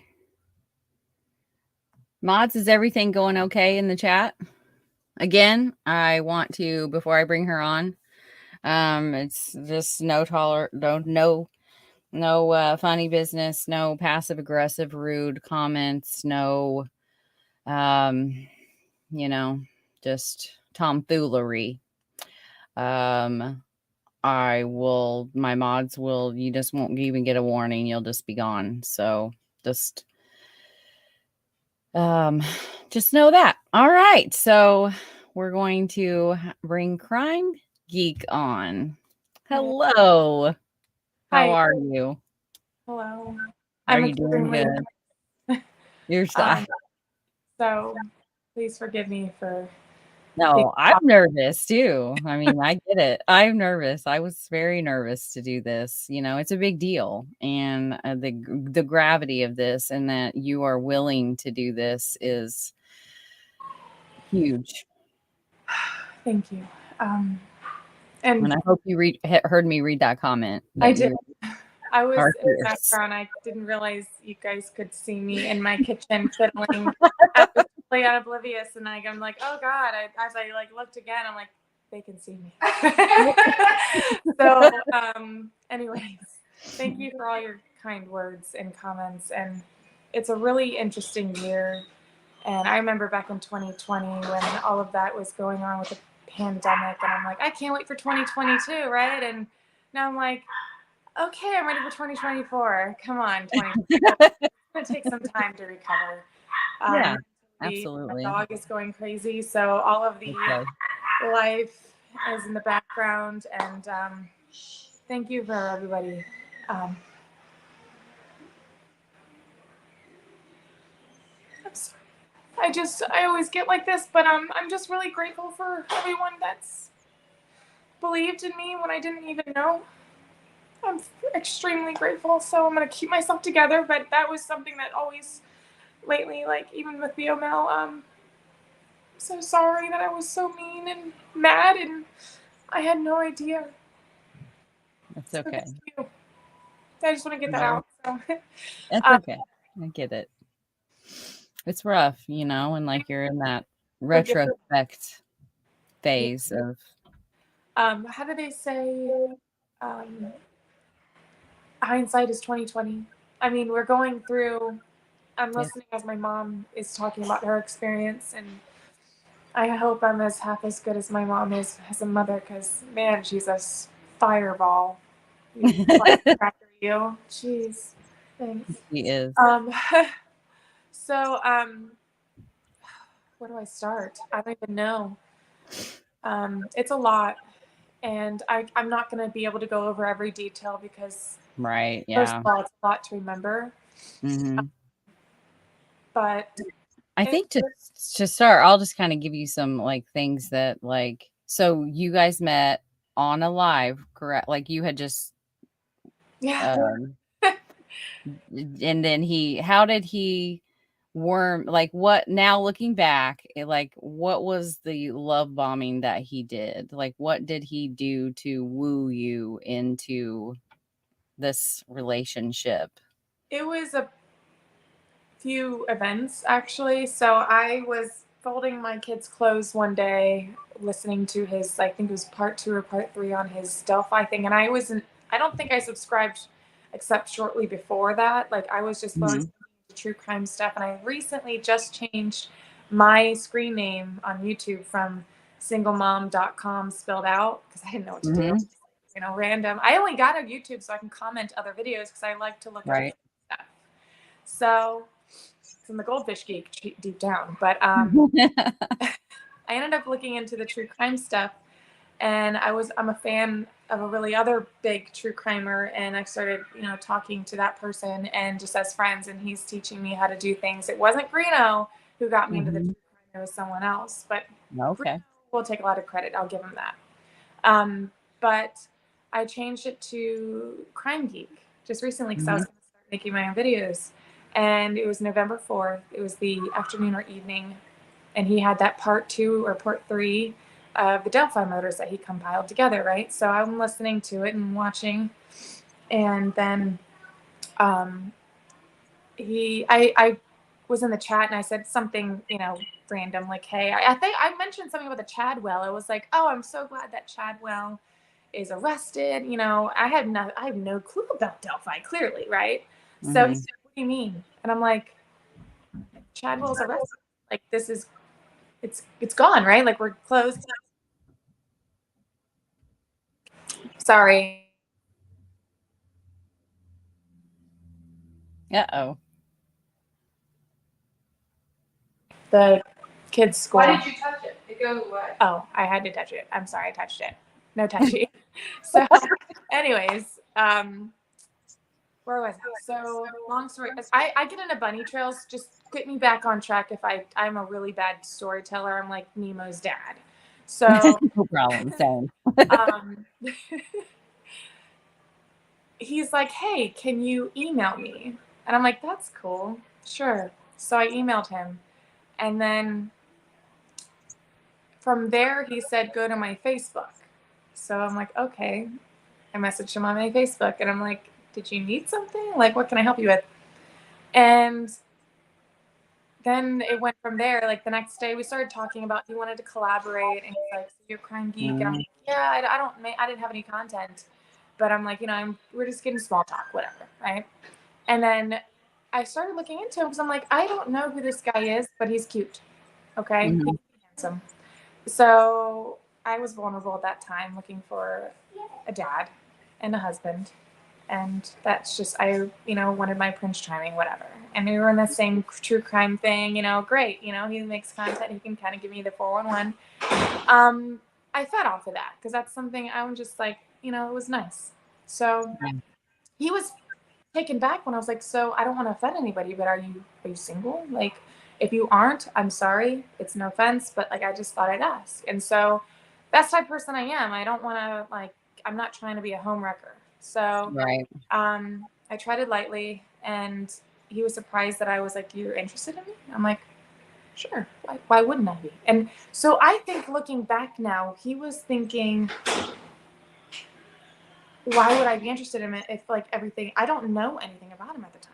Okay. Fast forward a couple weeks, we start talking romantically. And I think about a week, maybe 2 weeks max, I don't forget the exact day, I was upset with my dad and we had a very toxic relationship at the household here and there. So I'm in my own place now. So I was crying one night and he was actually on a live feed. He was doing something but I was so upset and I just vented to him about, I was crying, I'm so upset, whatever, personal problems. And he texted me, I love you, right? And I'm like, wow. That was, it made me feel good, but I was like, you're going to text that? I was thinking, I would have thought that would have been a little bit more sensitive during something even just over the phone or like a Vive or something. My kids. So it was just one of those weird things. I was like, that wasn't, it didn't, I don't know. It was one of those. So I was like, you do? Like, he's like, yeah, and I love your girls too. I'm like, okay. Like, I fed on that. So, but I didn't have a reason not to be. Like, I didn't feel like I was being wronged. So I had this video and things come up on my YouTube thread shortly after, within a week, and I had like all of these things that he was a felon, con man, and I read into it all morning, and I said, hey, we need to talk. And this was early November.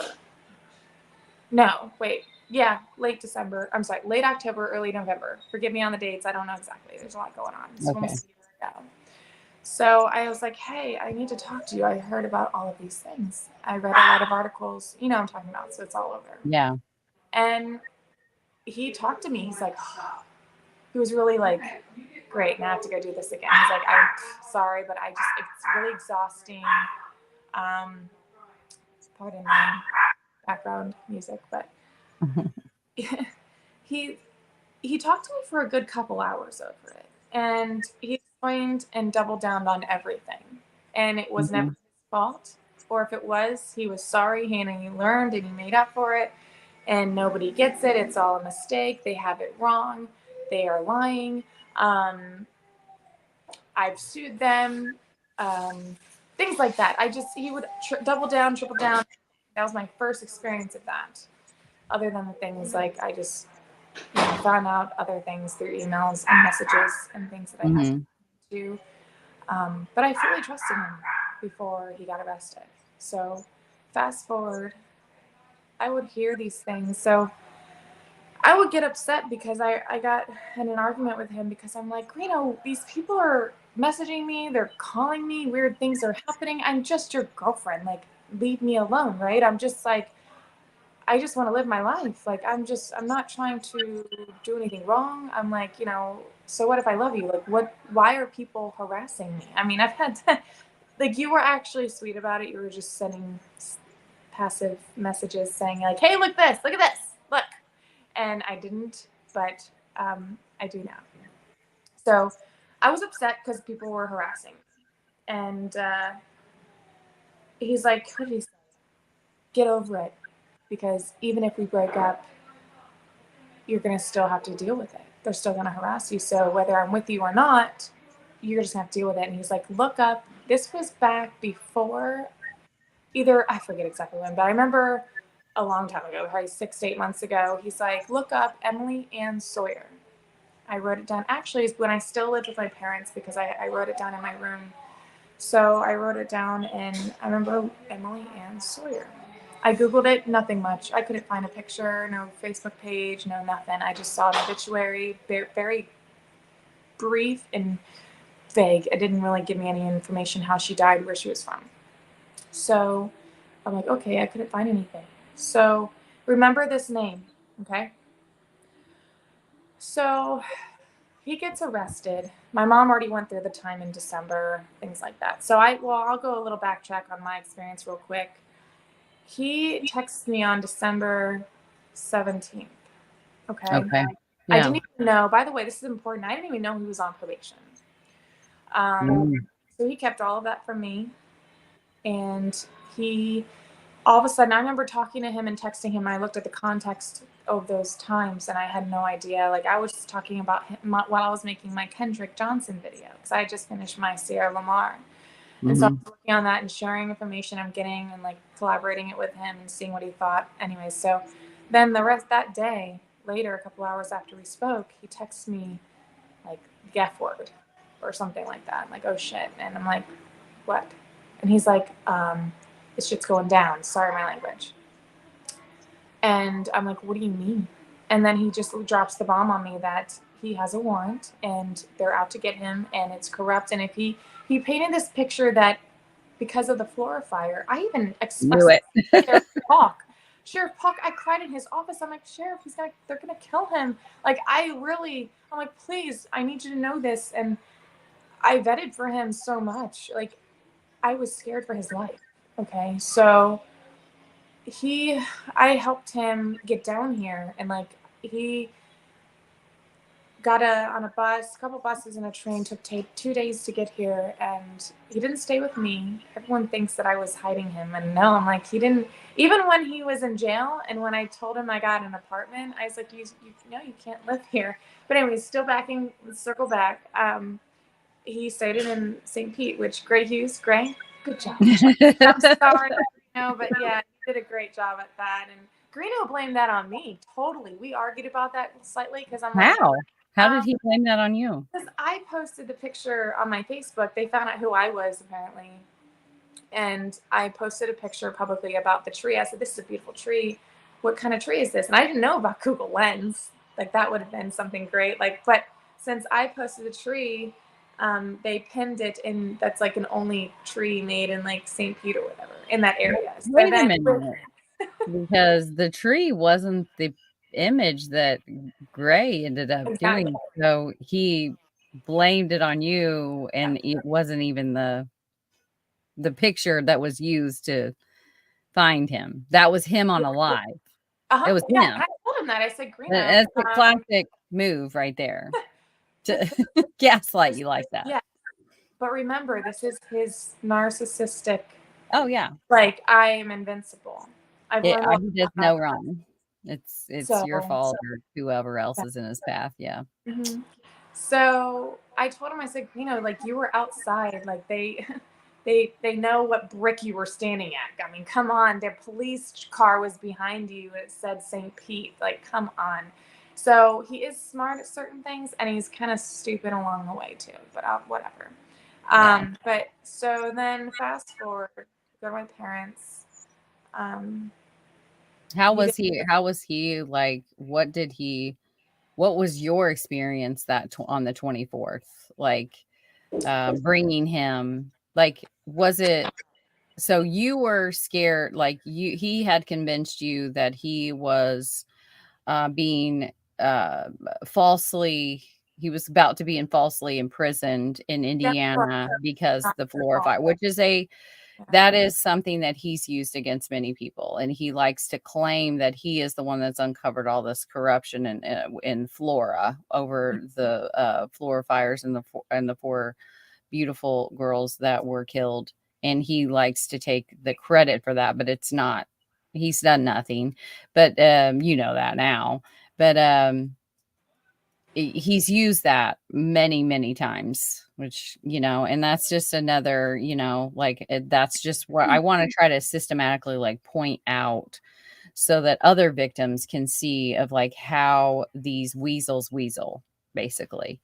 And so to go back kind of just as to clarify, if there's anything to clarify, like, his con with you was, oh, I'm in true crime too, I can help you, make a lot of money, and we'll do this together and we'll be successful, and I love kids, and I want to be there for your kids. And so he kind of played right into everything that you needed at that time and what you were looking for at that time, and you thought, wow, like, this cute guy. And so then we come to, he comes to your family, like, he shows up. Was it a bus?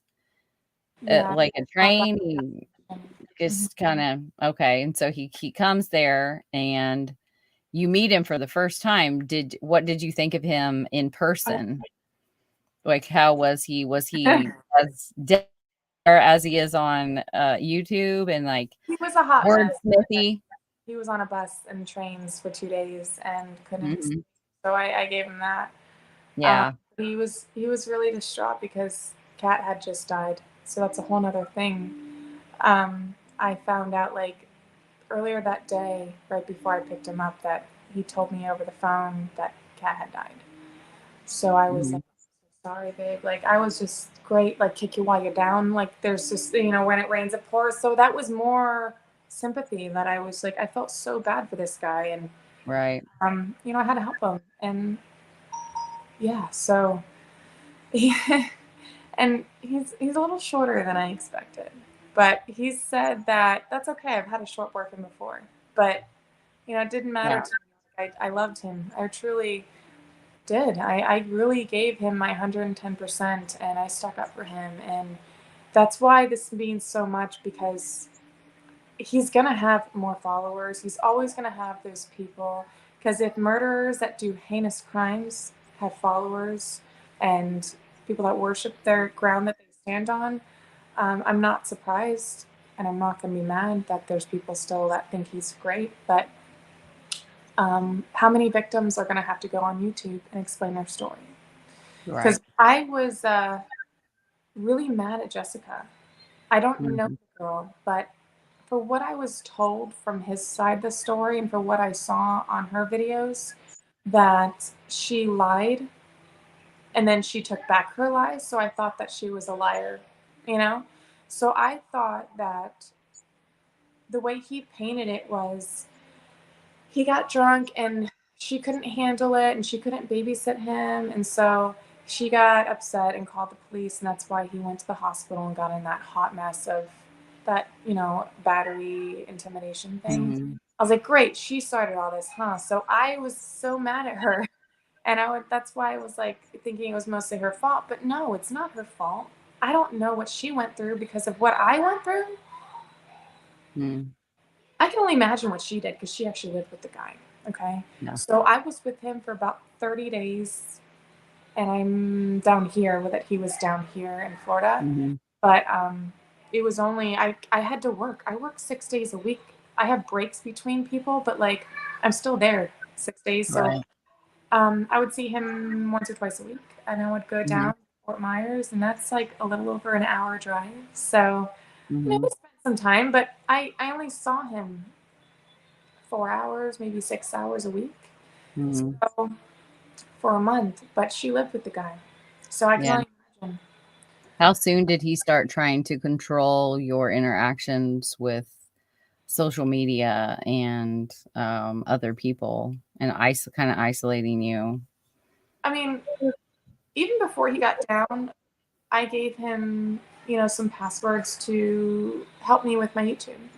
He created intro. He did the back, I don't even know what it's called, where you click on their YouTube and it's a drop. He started my Instagram for Crime Geek. He did my Facebook for Crime Geek. So I gave him full access. I had nothing to hide, and I truly wanted him to know that I trust him and that I could be trusted. So yeah, he oh man, he was at a Disney World with me for sure.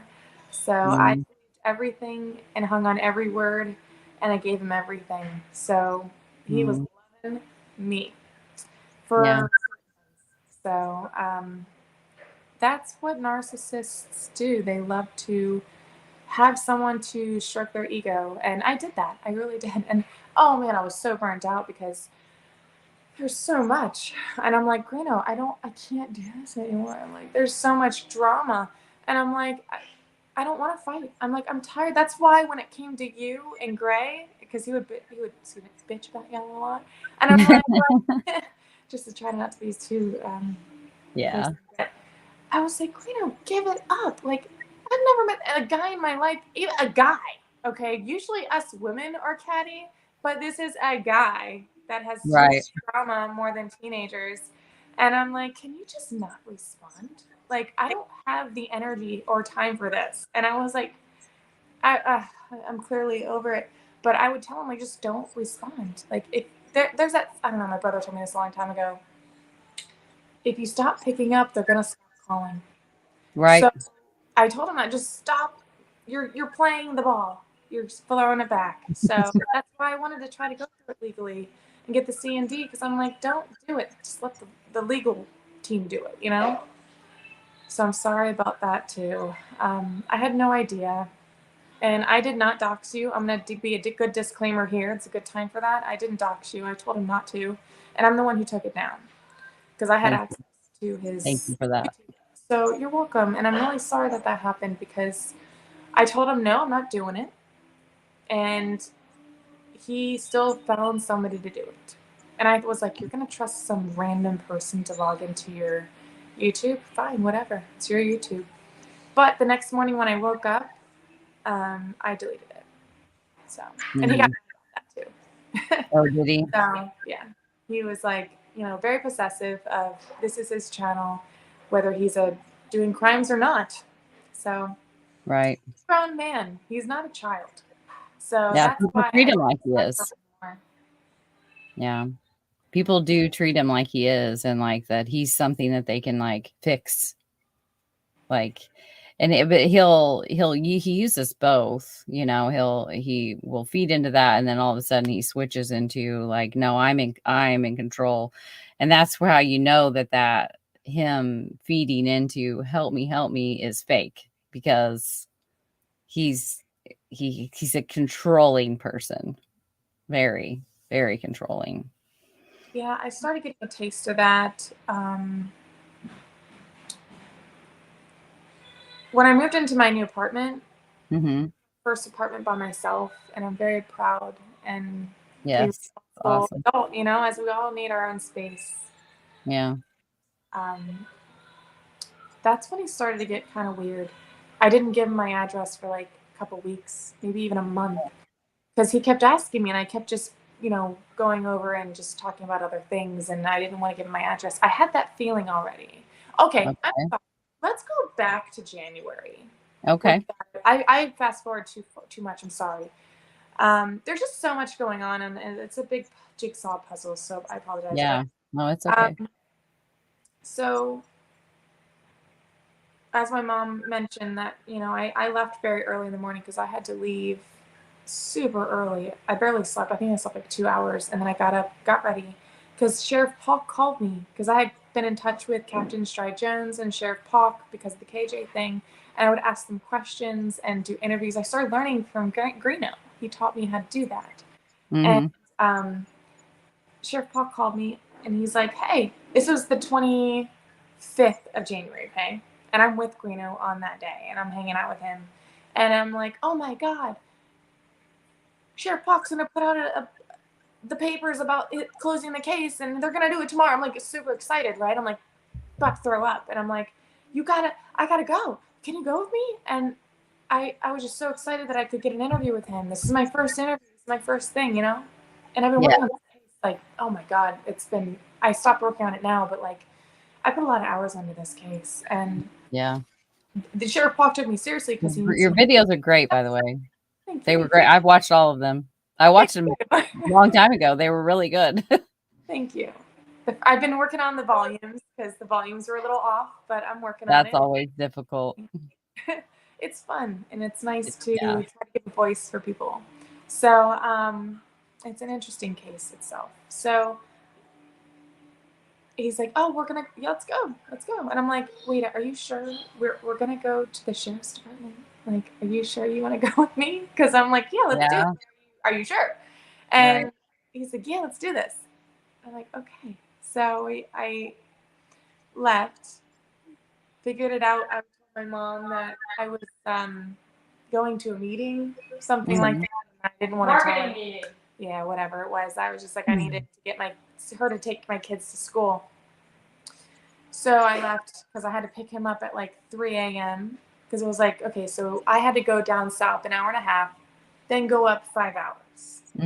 It was a day trip. So it was fun though. And we get there, we go to Walmart, we get a few things. Then we meet up at the sheriff's department and got everything done with Sheriff Polk. And what a man, so cool. So then Sheriff Polk, he would get his phone ring, and I remember seeing this, and so I talked to him on the phone afterwards at home, and he's like, "Yeah, they were telling me about him while we were having an interview, but I told him to wait because he wanted to finish his interview." How cool! So he's like, "Let's do this," And as soon as we get out, everybody asks about my car because I had a rap on my dating site that I made back in 2018. It was a political dating site, and I thought it was a great idea. I just didn't have $1 million or $100,000 to invest anymore. Right. Enough as it was, so I let it go. But it had the wrap on my car still. It was like a billboard. So everywhere I went, I would get questions on it. So as soon as we get out to the doors, there's a couple deputies standing outside, and they're like, "Hey, is that your car?" And I'm like, "Oh yeah, here we go again." Like I have the spiel already. Like, it's a bad reminder of my failures, I feel like. So I had to, like, yeah. So, but he's like, "Oh, are you Anthony Greeno?" And that took me back. So I'm like, "What's going on?" Like why would they know who he was? And so he was honest, and he started getting a little upset, and he's like, you could tell he needed his space because he didn't want to be close to them. And I started getting a little nervous, and I put the bags in the car and came back, and they were still questioning him about a warrant. And then I'm like, oh shit, like this is happening. But he's like, no, it's not extraditable, like. And for whatever reason, he gave up easily. He's like, all right, he didn't want to make a scene. And Greeno told me that he did it because he said if I wasn't there that day, that he would have died. That I don't know if that's true. Maybe he could have been. I don't think he meant that lightly, and maybe he would have just given up. I don't know. But he got arrested. I saw him. I started crying so much, and I go back inside, and Sheriff Polk comforted me, and he's so nice. He's like, do you need to go to my house? My wife is there. She can make you lunch. And I'm like, that is so sweet. And that was a nice gesture, but I needed to go. And so I waited, though. I didn't want to drive bawling. So I kind of got my composure back, and Detective Whitaker came and introduced himself and let me know a few things about what was going to happen. And he's like, do you know who I am? I'm like, yeah, I know who you are. I've read about him in the reports. And it was such a weird, surreal situation because I knew who these people were. Like I've read about these in the KJ case. And that made me think randomly the other day. I'm like, you never know. One thing that you choose in your life, whether it be a case that you want to cover, could change your life. Yes. And completely. So much. So choose wisely. And they did nothing wrong, though. But at this point, I'm bawling, and I'm talking to, Captain Stride Jones and telling him about what happened and the Delphi and the Flora fires and the corruption. And I was just a mess. And then I just realized I can't stay. I got to go. And I still had an appointment at my office. And I still went. I hurried back to the office, wiped my tears away, stood up, and I did an ultrasound. And I just went home as if nothing ever happened. Because I had no idea that you were part of it. But remember, I went on Bloke's channel. Hi, Bloke, by the way. I'm not mad at you anymore, and I'm really sorry, and I don't know how to add you back, but we will figure that out. I mentioned that I think there's a tracking device on my car, because how would anyone know where we were? Nobody knew, not my parents. Only the people knew where he lived. Right. And I called her, and she's like, no, she had got her house raided. And she's like, her and her husband, like, they were weirded out because they looked through the vents. I'm like, it's over child payments. It's like, I was like, what is going on?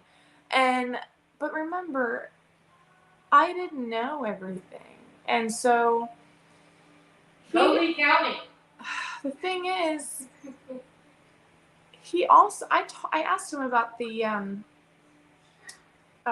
drug test, because he said it was just marijuana at first. And then I'm like, well, what about the amphetamine, methamphetamine? And he's like, oh, they don't know the difference if it's meth or amphetamine, but I took Adderall, I had a prescription. And I'm like, okay, well, find that prescription. And so when he went to court for that to get sentenced, I talked to him later that day, and he told me what happened. And he said, oh, they found my prescription. Fouts got me out of it. And I'm like, good, okay. Well, but he still had to go to jail. So that's just one. What? Yeah. He pled guilty. He admitted that he. See, I didn't know that until like a couple weeks. Oh, okay. I wasn't there. Yeah. It's so easy to lie to me because I can't see everything. And so also, between him getting arrested and that happening, there was a GoFundMe that was made, and I don't know the girl. He's like, hey, somebody told me to message her and ask her to take it down. So I messaged her on Facebook, and I said, hey, my name is Bree. I'm Crime Geek. I'm Anthony's girlfriend. That was a really nice gesture, but can you please take that down? It kind of makes us look really silly. And it did. I'm like, what? Oh my God, who would do that? No one's gonna. I said, Greeno, I love you, but I'm not paying your child support. Nobody will. And so, by the way, I didn't pay his child support. I used his money, transferred it to mine. So people thought that I was paying his child support. I'm not stupid. I have my own children to take care of. And but it was his own money. So I tried to, just a disclaimer on that too. But with this whole message to this girl, she's like, wait, I'm his girlfriend. And not a lot of people know this happened. So I'm like, wait, what? So we're both finding out about each other. And then what happened?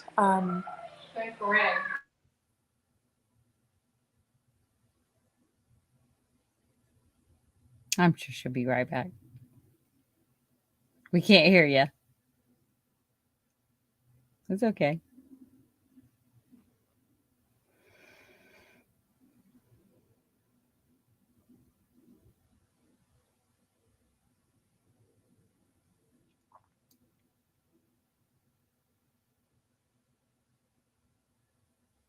Good. Can't hear you.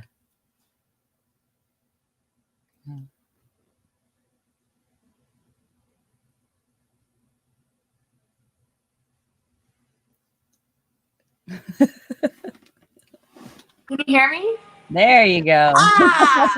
See, I'm still learning. I'm the worst geek ever. Sorry. No problem. Where was I? So, her and I'm not going to name names, but her and I found out about each other. Okay. And then there's another girl. So, let me tell my story. And her and I talk, and she's actually a nice person. I'm the type where if I catch somebody cheating, I'm gonna find out if you knew about it. Because if you knew they had somebody and you still went through that, then you're wrong. But if you didn't know, then I'm not gonna be immature about it. I'm gonna be like, hey, how can we help each other? Let me pause you for a second. I'm having internet connection problems. I'm gonna go and like turn some things off that maybe will give me some more streams so it stops happening. I'll be right back. Okay. You hear that?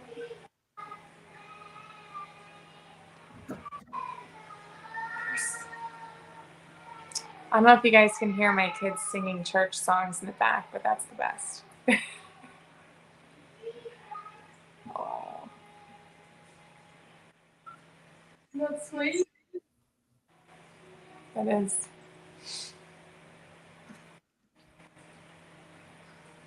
Okay, ice cream. I want one too. Huh? I want an ice cream too. We all deserve ice cream today. Okay, sit up a little bit. Oh.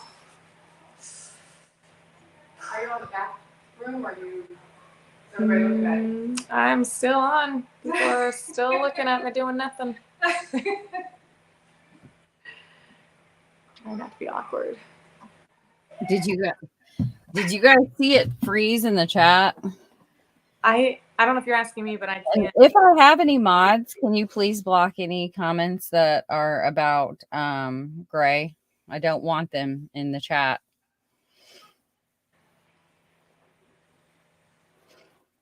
So you can stop making them or you're going to get hidden. Under the radar. That was a great one. Gosh, I can be witty sometimes. I mean, I got a lot of like good screen records from that of just like him. Let me tell you. We're just trying to keep it Southern style, y'all. So, Yeah. you know? Right. But anyways, where were we? So can you hear everything? Is everything okay? Everything's good now. Yeah. So, her and I talked. We both learned about each other. So that made me prompt myself to get into, I was like, well, what else is he hiding? So I got into his laptop, which wasn't hard. All of his passwords are the same, and I knew his passwords. So I looked at his Facebook. Guilty. I don't care. Sue me, Greeno. But there He'll was try, but guess what? He's never sued anybody. He said Never one time. Yeah, he can try all he wants. I was, I would have gladly gone to court, and I had a really good lawyer that he would have been. Faust probably would have been like, no, not even going to take those people on, like, because it's a corporate, but they sometimes do stuff like that, and it's a friend of mine, and because he would have had to pay because I would have won because there isn't anything. It has to be not the truth, and court documents and things like that are, kind of the truth. So, and I tried to be very careful about wording things myself, take a play out of his book, You know, I know a lot of people he does that too. But yeah. I'll be honest, I didn't actually listen to all the things, but Oh, I mean, it's a lot. it is. It was I'm a gonna lot. make a condensed one for future victims. But it's definitely Greeno. worth watching and listening. But back then I was just mad at you, and I was like, I'm not gonna listen to her. But it's definitely a Okay. plethora and wealth of information. I'm definitely now Yeah. I know. And then you also see what he did with Gray and I, of just like making sure that we were the villains in your world, you know. Oh yeah. and, Oh yeah. and And I making sure. apologize to Gray as well. I humbled myself. I'm very good at knowing when I'm wrong, but I really thought I was right at the time. Yeah. And that's why I was so grateful for everyone being so forgiving. And I hope even if Jessica's heard, I really feel bad for her. I do too. I hope she's okay. I do. But between this other girl and I, it opened my door to a lot of questions. And I got into his Facebook, and it was depressing. I saw a lot of things I wish I can't unsee it, but I would rather be harmed with the hard truth than living a lie. Yeah. So That's great. it was a hard wake up, though. I cried a lot because I gave my everything and wasted a lot of time with this person, emotionally, financially, physically. Yeah. It was everything, even my poor car. So there were other girls. So if anybody doesn't believe that he's a cheater, he definitely does a lot. He will never be true to anyone because he did it to everyone. Not even to his kids. Yeah. So Yeah. I think he really wants to be a husband. I think he wants a wife. I think he wants to have that fantasy that everyone is perfect and it's going to be a happy family at the end of the day. But I told him, even when you choose and if you can be true to one person and everything that you tell them is the truth and you're never going to lie again, you're still going to have to reap your past, unfortunately. Not that they won't forgive you. It's just the fact that it's going to be hard when you've been doing it for 15 years. Mm-hmm. I'm not his last girlfriend. There will be more. I'm not heartbroken about it. I'm glad. I don't want to be with him anymore. I actually wish I never heard the name Anthony Greeno ever. Right. And, but I'm trusting the struggle. I trust the God in my life. So I message these girls. I'm not going to live a lie, and I don't want them to either. So I'm the type where you want to do me wrong? Let's see what else that can happen. So there's a part of me that is that scorned lover, but that's 10%. That is not doing this. This was back in February. Right. So I forgave him, though. Believe it or not. I know you have consistently said when others in our little talks have, we need to pray for him, and and like you have consistently been way more gracious and showing mercy than I know I do, and I'm learned that from you, of like sometimes that's all you can do, and you can't involve yourself in there because that's enabling, and that's not love. Enabling someone to perpetuate bad behavior is not loving them. Then I hope that the people out there that are just undyingly supporting him realize that and sending him money, like I'm sure that. He'll get free food every day. Don't worry, he's not going to starve. Right. And then the more he has to call people, and the more he has. Can you talk about the church? Yeah, I'm getting ahead of myself, but there were 3 other women on his Facebook, but The reason you're probably wondering why I forgave him.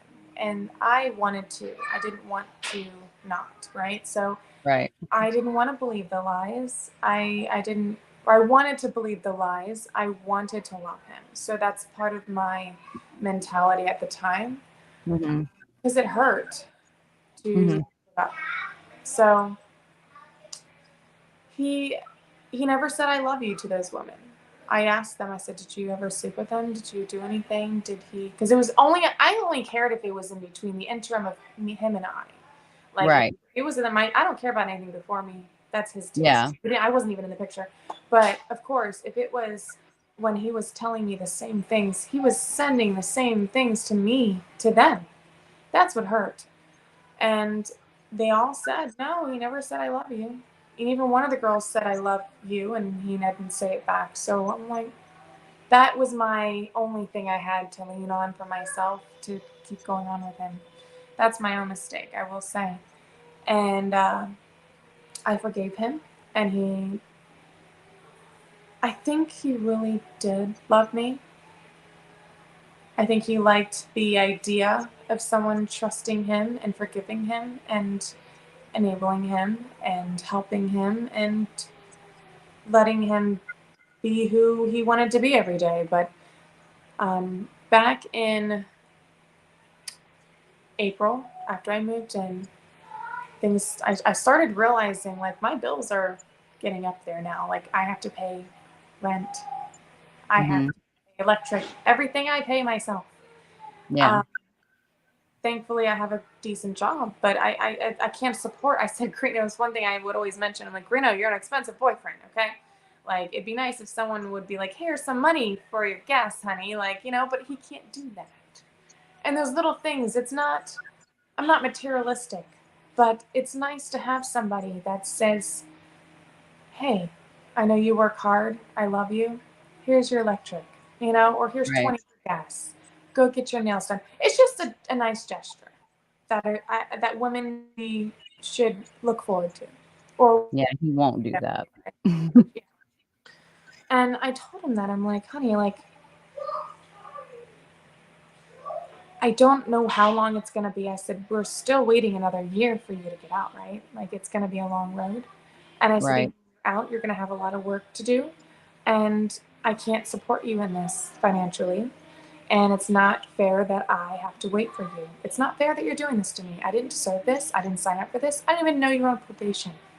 And the fact that he put me all through this, I wasn't trying to be the victim, but I also want him to realize like I didn't deserve it. And my kids don't either. Like I have to Yeah. think about them. Yeah. And yeah, we had fun, but it was still hard even when he was out of jail. So when I'm trying to remember certain things and details, he would say, because I would vent to him, I would be like, ugh, I hate, being a single mom, sometimes I have to do it all myself and pick him up, drop him off, pay this, pay that. I'm tired. I'm burnt out. Mm-hmm. And their dads are not here in this state. So I would vent and he would be like, don't worry, I can't wait. I'll help you. I'll pick him up. I'll watch him. You don't have to pay for daycare. I'll take him to school. I'll help you with the rent. And I'm like, I thought on it a couple of days. I'm like, with what car? Greeno, you can't drive mine. You don't have a license. And I wasn't Mm-hmm. trying to be mean. I was trying to be realistic. And Right. this, granted, 6 months later, I'm starting to get to know things better. And I'm getting frustrated at this point. I'm being kind of a bitch because I'm like, I'm tired. And Right. He wore you down. yes. And so even without him, I'm tired. Yeah. So I had an argument with him and he started feeling that I was slipping and things just went south. And he started, Say that again. He started feeling that you were slipping. yeah, I was slipping out of his grip. I was slipping. I mean, Oh, okay. Got I'm you. Okay. starting, I'm like, this isn't working. You have a Mm-hmm. long way to go. I can't put $20 on your phone every week. That's a lot of money. I can't afford that right now. I'm split. I'm dollar to dollar. I have to pay my Mm-hmm. rent. And I'm blessed for what I have now. I've sold a lot of things, you know, as a single parent. It's real, but I'm 35. I need this. And I feel good about it. You know, the struggle is fun sometimes. It's just doing it. And he started getting really upset because he's like, you can't abandon me. You know, I have abandonment issues. I'm like, I'm not abandoning you, Greeno, but I can't do this. And then I printed a lot of this because this happened in May. And the first time he told me he was going to kill me. And we had some phone calls, and I was at the office when this happened because I remember I was so mad. I was yelling at him. And because we were arguing about, it was something stupid, but then it got into an argument, and then he said, I'll kill you. Like right after whatever we were going through, he slipped that in there, and I said, what the? I will try not to elaborate every word I said, but I won't even remember exactly, but I remember I was pissed.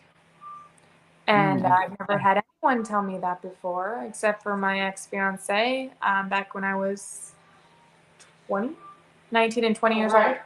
I was young and dumb, and I was in love with this guy that was actually as bad as Greeno, but in a different way.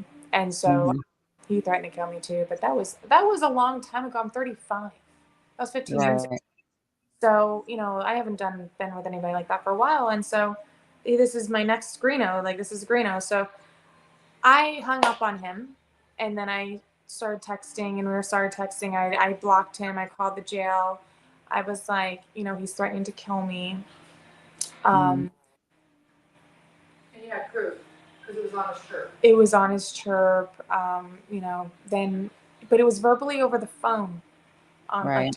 And so I don't have that record yet, but I'm trying to get that. Yeah. I told him, and as I'm printing, last week I'm printing all of these text messages off my phone for evidence. I have a full, thick book of text messages. And because he will rant, and I thought it was kind of funny because I'm like, I'll say like one thing, and then he'll say like 10. And I'm like, I'll just let him rant and just spend his money. Like, it's 10 cents a text. Just throw it at me, Greeno, so you can shut up. And I was so mad at him because I said, Greeno, you don't say those things. Right. No. And it's like, oh, he tried to water it down and said, oh, everybody says that. I'm like, what? Nobody says that, Greeno. Like I said, I'm like, who are you? Somebody? No one says that. I've been really mad before. I have been so mad at you. Me too. Vice versa. We can go head to head. Right. So I'm so mad. I've never, ever said I was going to kill anyone, though. Ever. Not even someone I don't know. It's not a thing. It's not a thing. And so I had that conversation with him, and he's like, I'm sorry. I'm like, I was so livid. I'm sorry. I'm just getting upset about it. But that was back in May. Okay. So then I blocked him for at least 5 to 6 days. Okay. Now, it even blows my mind of why people go back, because it's weird. I wasn't ready to be done yet, I guess. And I still had strings attached, and like, I was so missing him, and I was heartbroken, and I cried, and I wanted to hear his voice, and I was just in that state that I wasn't done. I took it hard, and I was like, I'm done with you. I'm filing a restraining order. And then he texted, I was reading it as I was printing it the other week, and he's like, oh, it's just a piece of paper. I don't care about a misdemeanor. I'll still come down. I don't care about getting arrested. So part of me, I was like, see, remember in that video that I did a live with him, I didn't see things and hear things you did. Yeah. People say how he was so rude. See, I don't see some perspectives sometimes. And that's what's hard, because when you're in it, it's your heart's in it. And I didn't want to be mad at him. Right. It's weird. So you were invested in him. Yeah. And I wanted to forgive him. So I know that might be a bad part of me as well, because I want to be able to help him. I loved him. And, but after all of the cheating and the lies and the financial grip that was draining me, I spent too much money on this guy. Yeah. And it wasn't, I would have waited for him. I really would have. I would still be with him today if he didn't do the things that I know that he did now. Right. After getting into his computer and seeing what he's done to his exes, not just one, not two, not three, not four, but 5 girls before me. No, actually 6. Yeah. Yeah. So anyone that thinks I'm doing this for views, first of all, I'm not even on mine. Okay. Yeah. Secondly, I didn't really want to do this, and I'm not ready to do this, but I will never be ready, like I told you, Mel. Yeah. There's never a time that you read a book on how to explain your ex that was so evil. It's hard. I'm sorry. I'm lost at words because I'm trying to choose wisely, but it's really disturbing. And I know some might not believe me because I can't show you, but I have called the FBI twice. I have called Carroll County. I've called Yeah. the police department in Carroll County. I've called the sheriff's department. I've talked to detective, and I've also went to the prosecutor in Carroll County as well, in Delphi. I've Wow. done so. I'll kind of elaborate back on when I went on another channel I'm not going to name, because I thought it was a safe space, and it's not his fault. But I have no ill will for him. I just thought it was a good platform to do that, but clearly I was wrong. It's his channel. I'm not going to disrespect his channel. But I thought it was, if I only had to say one thing and comment, it was a little, what's the word I'm looking for? Double standard, because of what he did to Julian Powell.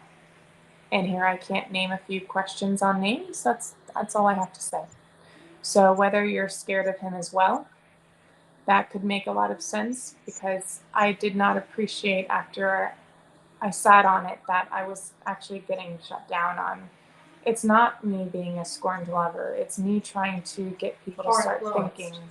And I'm not influenced. I actually reached these people after I got into his computer. No one has ever been able to get in his computer. Only I have. So, and I didn't do it until I felt like he was going to exploit me. He was going to send my nudes everywhere like he's done to his exes. He has actually made videos and put them on porn sites when they didn't even know. That's a crime. Yeah. He has pinged phones.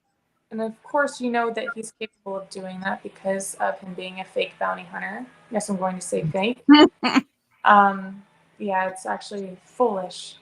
I was a little embarrassed at times because even when he would say on one of the videos I made for him that he had a whole team working for him behind the scenes, I said, Greeno, why would you say that? I said, you don't have. I said, I mean, I'm not doing all of that for you. I could barely put a 5-minute video together for him when I was trying to work on my KJ video. So that's why I stopped. I'm tired. I was tired. And so, but I know he's pinged other phones. He's pinged his ex-girlfriends. He stalks them. He harasses them. On top of that, I read the emails. And remember Jess, I don't know if you guys remember seeing one of the last things she said was, you should really look into what the last girlfriend, what happened to her. Now, remember back, he told me about Emily Ann Sawyer. Do you know who Emily Ann Sawyer is? Yes. I'm surprised there's not more information online, but unfortunately, it's not good. No. Emily is not here anymore. I wonder how long she. I don't know how much time you have. I'm sorry. Oh, I got a little bit more time. Yeah. Because cheating is one thing. Saying you're going to kill somebody is another. Stalking is a whole nother level. And then for someone to commit, can I say it? About Emily? No. I guess not. So let's just say I don't want to be another one. So I am on one side terrified of Greeno. On this one, I'm like, I don't want to be in the same room, even technically on a voice message with him. And then on the other hand, I know that my God is bigger than this. And I rebaptized the other week, and I have just given up completely that I am not scared. My body and my flesh is, but my spirit and my mind says, try me. Right. And when you said, I did hear you say something really nicely, that in the beginning, he had no idea who I am. I had no idea who he was. But Right. I know if he ever tries anything with me or my family, as he has said he will do, he's going to not like life very much. So Right. Yeah. And that's the thing is he has a sly ability of scaring women out of talking and telling the truth about him, and also of going to law enforcement. So the victims that you see that we have talked about, I will never forget. And Jess and had said he violated her.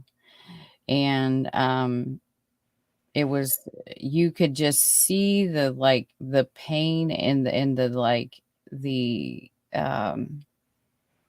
that does something to you, you know. And that someone would just because you're in a relationship does not give a person a right to do that. That is called rape, is what it is. No, I do not consent is, um, and when she said that, that was just like, wow, and she got like, and she moved right on. And that was the part for me that it was like, wow, that is, like you said, with, Emily Ann, it's another level of Making you. oh yeah, good point. So I am moving. I good. love my apartment. It is absolutely beautiful. I have a lake I'm so sorry you have to do with that. a bunch of doors, and I love it. But I'm gonna have to move, and I have I'm gonna have I went to a certain lawyer that's going to be able to protect my address, and that's a fact. Okay, good. Um, Good. yeah, I'm gonna have to pay for that, but we're gonna have to, like, if anybody looks me up, because I know he will. It doesn't matter if I move. I could move tomorrow, but he could still find me in Google. Like, it's just, Yeah.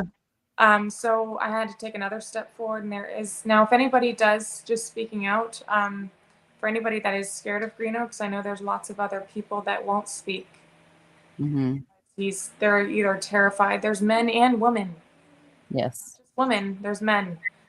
So you have to just contact your county and let them know about your situation and how to protect your address. I forgot what it's Mm-hmm. called, but Yeah, basically, it can be done.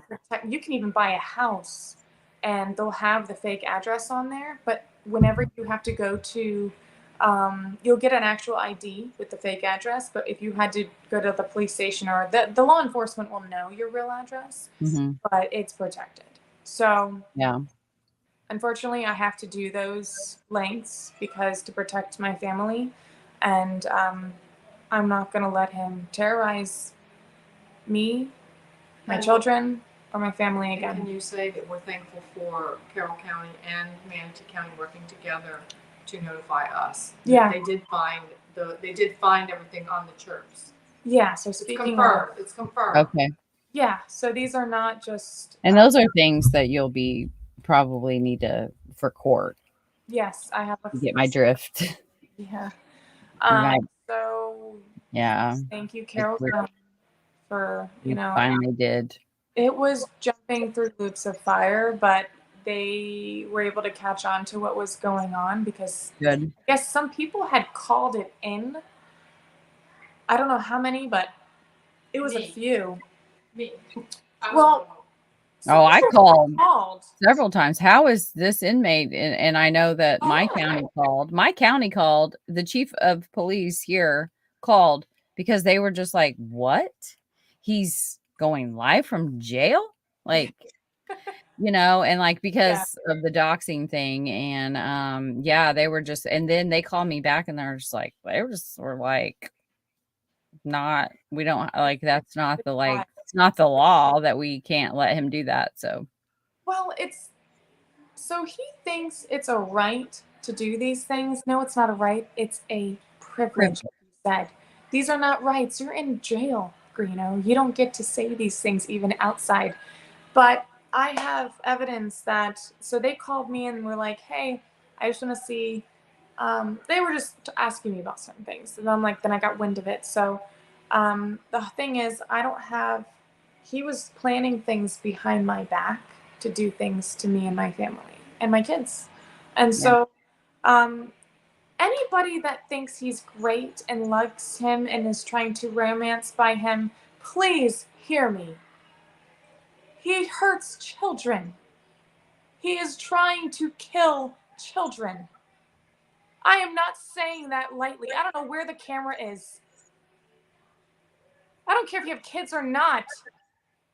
I don't care what he looks like. He said he's going to kill children. And that's a fact. Your children, correct? If you try, you're going to regret it. The one thing I had from my mother is that I love my kids. And he not only did it behind bars, but I've seen when he's done it liberally through his own phone to his ex-girlfriend because she contacted me and I didn't believe her. But she showed me what he said to her. And I thought, he said, sorry, more, I thank her she did it now because things are making sense now than I didn't understand later. Mm-hmm. She said that he was going to kill her kids too. And she showed me, on his cell phone to text her. And I said, Greeno, did you do this? She's like, oh, that's fake. Don't believe that. She does this. She makes other accounts to make it look like I'm doing that. It's him that does that. Actually, I found out, I've seen his other accounts that he's made, that he fabricates his own lies. Yes. That's how psycho he is. That is how crazy somebody has time to do that to people. Ping their phones where they are. Stalk them. Say they're going to kill your kids and then want them back to think that oh, honey, I just want a chance. His trademark with every girlfriend, hear my words, whoever you are. You never gave me a chance. Please, I'm begging you. I'm begging you. I love you. You're the only one I ever loved. You're the only one I gave my heart to. I'm begging you. I'm working on something. You have no idea what I'm working on. I just needed more time. Please don't leave me. You're the only one I ever loved. that sound familiar? Yep. So I'm not doing this to be mean. People didn't even know I was broken up with him. I broke up with him in June, officially. I didn't know. My mom didn't even know I broke up with him. If I was such a vendetta bitch, I would have said it the first day I was done with him. But I kept my mouth shut for a very long time.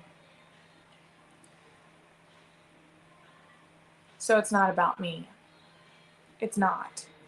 I Right. didn't shine my face a lot, but I need people to understand I'm not afraid anymore. I am, but I'm going to share this last thing with you because when I went to church today, it was a good reminder. It was perfect. I like how, thanks God, you're always reading my mail on what's happening. And it was actually in the New Testament too. So I know the Old Testament can still speak to us, but this was in the New.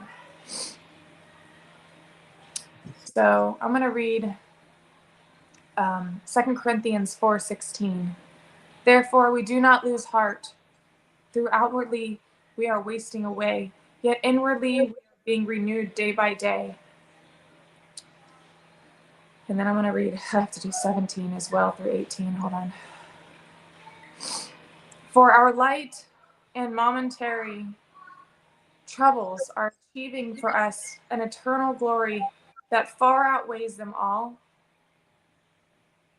Now, Paul wrote this, right? And he went through a lot.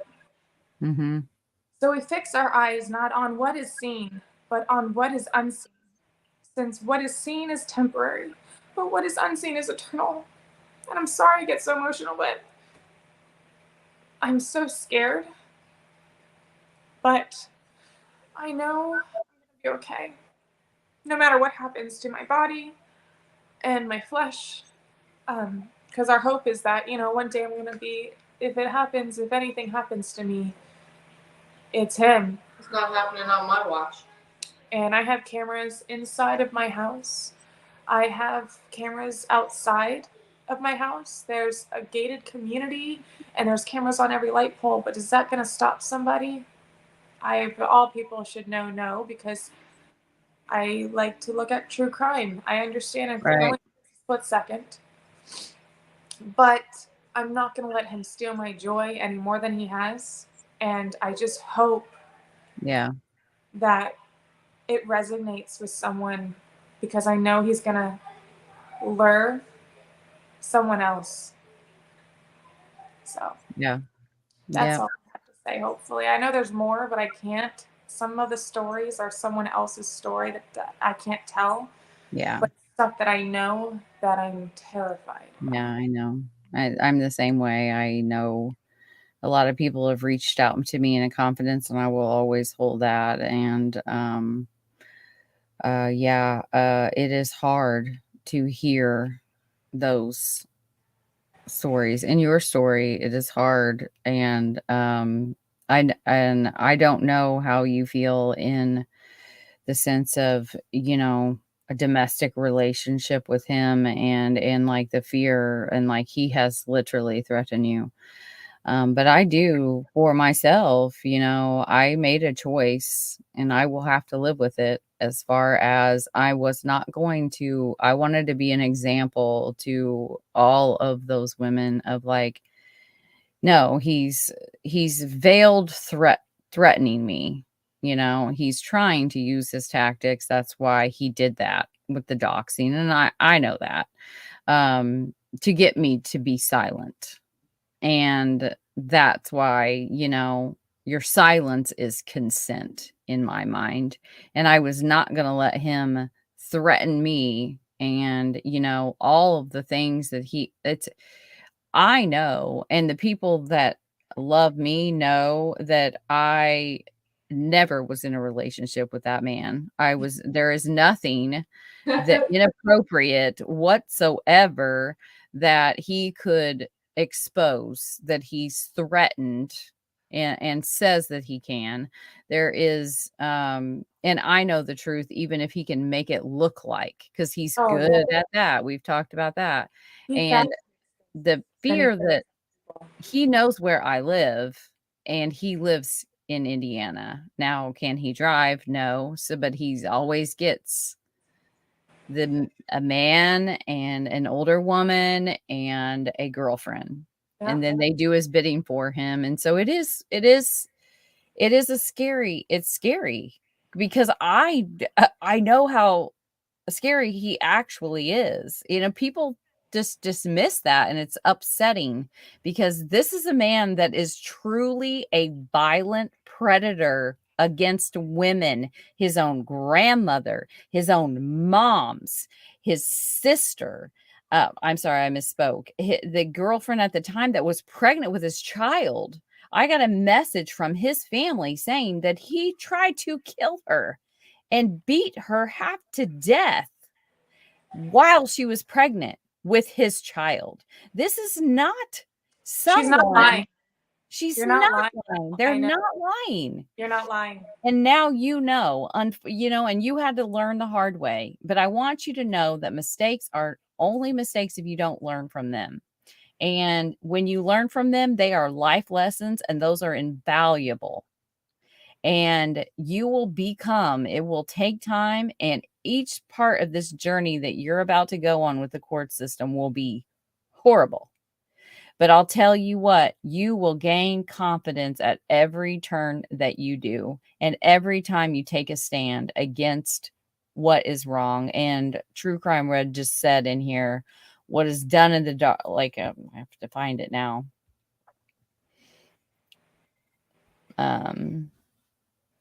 Let's see it. But what is done in the dark will eventually come to light. And his dark, what he's done in the dark, is coming to light through you. And light is using that as a word that with double meaning of coming to light. And you are being a light for all of those other victims. And don't let anybody tell you any different. Don't let anybody try to put you in a place of, oh, you're just a crazy ex. For them, they don't know a damn thing about domestic violence, and that it's not just hitting. They don't know anything, and they don't deserve to take up space in your brain. And their opinions don't deserve it. And just remember that, there's been so many people coming, you have an army. I think my girl Crimezilla said that earlier. Deb, so many. Oh, Cop Facts, thank you so much for coming, for being here. You've got True Crime Web, Cop Facts. There's blokes in here, a True Crime Maria, creators that are here supporting you. And you're not alone. And if you need anything, and I know that you do have a hearing coming up, it was delayed and it's in October now. You don't give the date, but it is coming up in October. And I'm proud of you. I am so proud of you. And I was right, and I am so glad, I knew I was. So it's this is just the coming to fruition of what I already knew about you. And I know it's hard, and I know that tears will be shed and bad days will be, but each time that you will gain a little bit of your power back, each time that you take a stand. And I could hear you getting more and more confident as we talked. And when you started talking about your girls, that's when it was that's why you're doing this. That's why you're speaking out and telling your truth, because there's going to be another woman's daughters, another woman's children. And all we can do is try to pay it forward in life. And I appreciate you trying to pay it forward. And I know your motives, and I know your intentions, and they're pure. And we're here for you. And if you get any problems from anybody, just send it to me, because I'll deal with them. I don't give a fork. about adversity. I don't give a fork about people that are stupid, that don't know what they're talking about, and I'll handle it and I will call them out. Like, I have no problem with that. I don't appreciate that kind of behavior, and just for them to know, like, if they would like the wrath of Mel, which we've all seen what I'm capable of, just go right ahead and try to give her a hard time. Go right ahead and give her a hard time, because you'll be on my bad side, and that's not a place to be. It's not fun on Mel's bad side. Not that good place to be in the true crime world. Thank you so much. I'm so humble. And It's a Criming Shame, another channel that they have all, like, they support you. And I know that, like, Aspen and Deb they're like, because I see Deb here and I've talked to Aspen about it, and yeah, they're, like, you have the support of a lot of really good people. And, like, to see True Crime Web and Cop Facts, I mean, they were former law enforcement, and, like, and they've been in this chat, and it's just awesome to see all of the great people that have been here, and just remember them when the slime balls, and be careful of what are the intentions of someone that you're going to go on a live with, and make sure to, chaotic beauty. Like, she's another one. Like, you do not want to mess with her. Like, she is a firecracker. Here's one of my minions. Oh, so cute. So this is one of my reasons. Right. And, I just wanted to really tell my story so that people understood. Yes. I've never dealt with this before. And it's so weird that there's so much online, and I think about it to myself, I feel like such a fool. And so hold on, I'm on here. Hold on 1 second, okay? And so I just it blows my own mind, and I think about how much of a fool I was when there's so much information. It's not like you didn't do 5 million hours of, like you have. But you didn't watch them. That's the thing. I was told that she was just bored and loves him, and her poor husband, and the things I was told. But that's why I believe that someone else could be susceptible. Because I don't think I'm stupid. I feel like I'm actually not a bad IQ. I don't think I'm like a low IQ, but I'm just like, you second guess yourself, And I feel like if this could happen to me, he's gonna do it again. So. Yeah. But I know some of the victims, and they are absolutely some of the most intelligent people I've ever met. Yeah. They are. They really, like, they're amazing.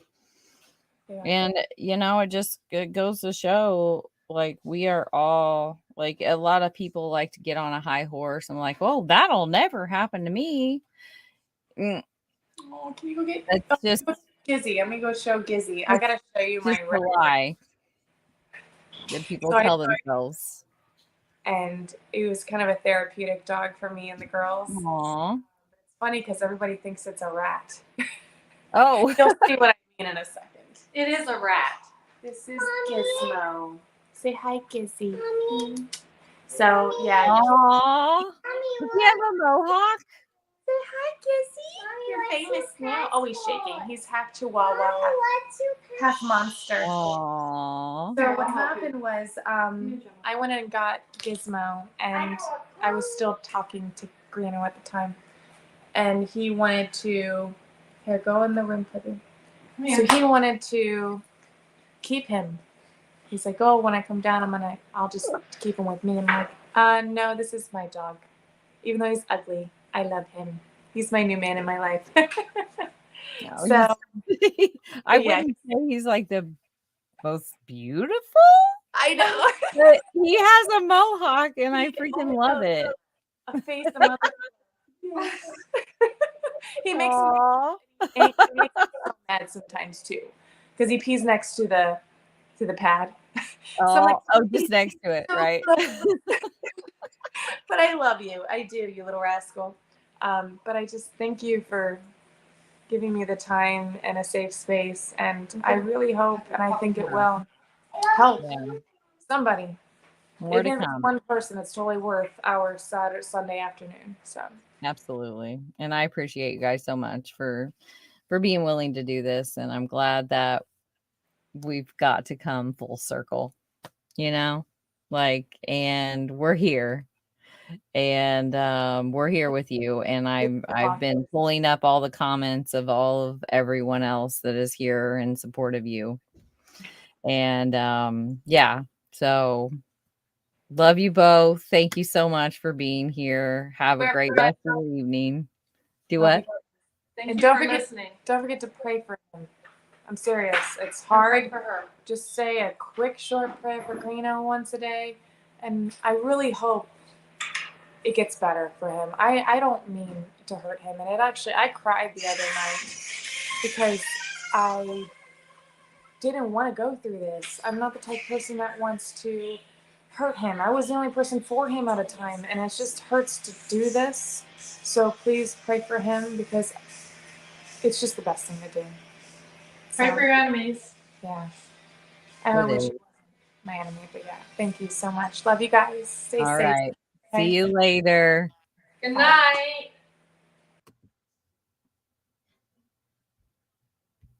I mean, that is, like I said, full circle, and being able to have them on, I'm honored to get to do that and let them speak, let them be heard. And I thank you all. I mean, I think that the chat, I'll have to check in with my mods, but the chat seemed to go really well. And I appreciate you all for being here. It was hard, hard to hear some of that. And I'm sure it was hard for you too. And I'm just, I'm kind of at a loss for words for some of the things that we learned tonight. And how can anyone not stand up to someone that does these things? It is almost like a calling, for me personally. And I do hope to. I think that it will be, like it is a lot. I know I am long-winded, I am anal, and I have 9. I don't even know. It's more than that, but I have 8 in the series of his court documents, just because there's so much, it had to be that way. But I'm going to condense that all into something that hopefully I can make a video. I'm going to need to hire some help, to be honest. I just don't have the time. I don't have the skill, but I want to make a video and putting together some clips. I've started saving them today. And make a video that is an actual video that has audio and proof, and that hopefully that will help to people can share that, and then they can share the playlist for someone that wants to do a really deep dive. But I think having that video will, at least there'll be something. And that's the thing with my channel. At least there's somewhere that people can go, and other places on Facebook that people can go to and hear the truth about him. And it's not, hearsay. It's not just bitter. His court documents are factual, and him pleading guilty to all of them is a big sign, like, yes. Hey, Jennifer.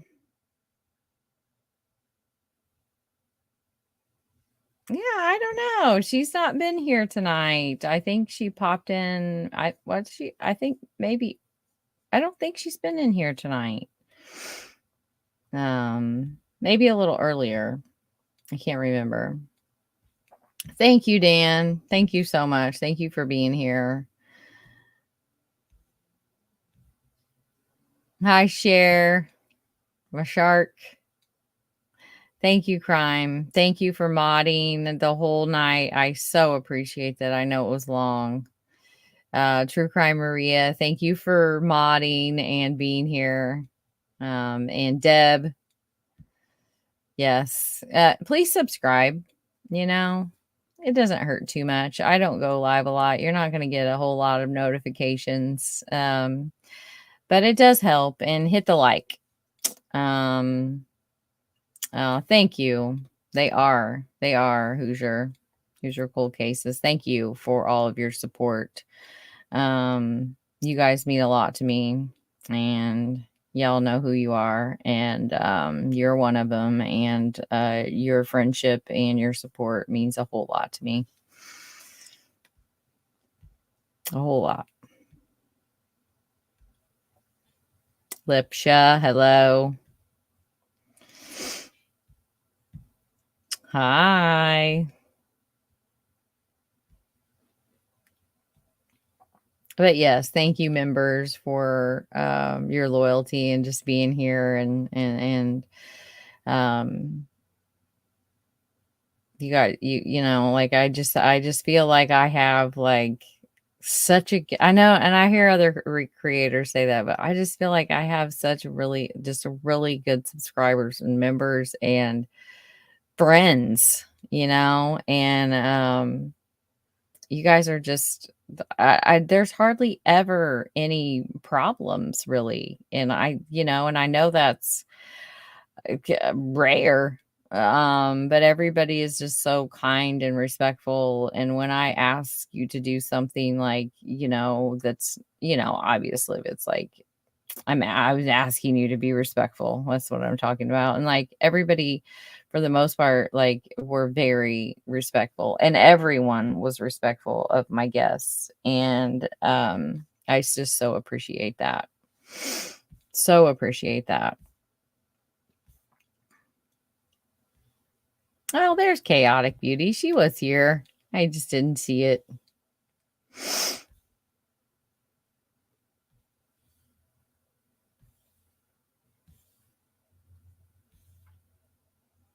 Well, yeah.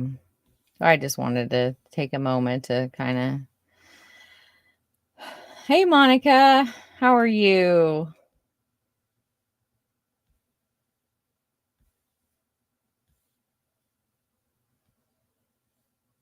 All right, guys. I am gonna go eat some dinner because it has been smelling so good in my kitchen. My husband's just cooked up a big, really nice meal, so I must go eat it. But I really appreciate you all being here, and y'all are awesome. I hope you have a good one, and yeah, just thanks again. Have a good one.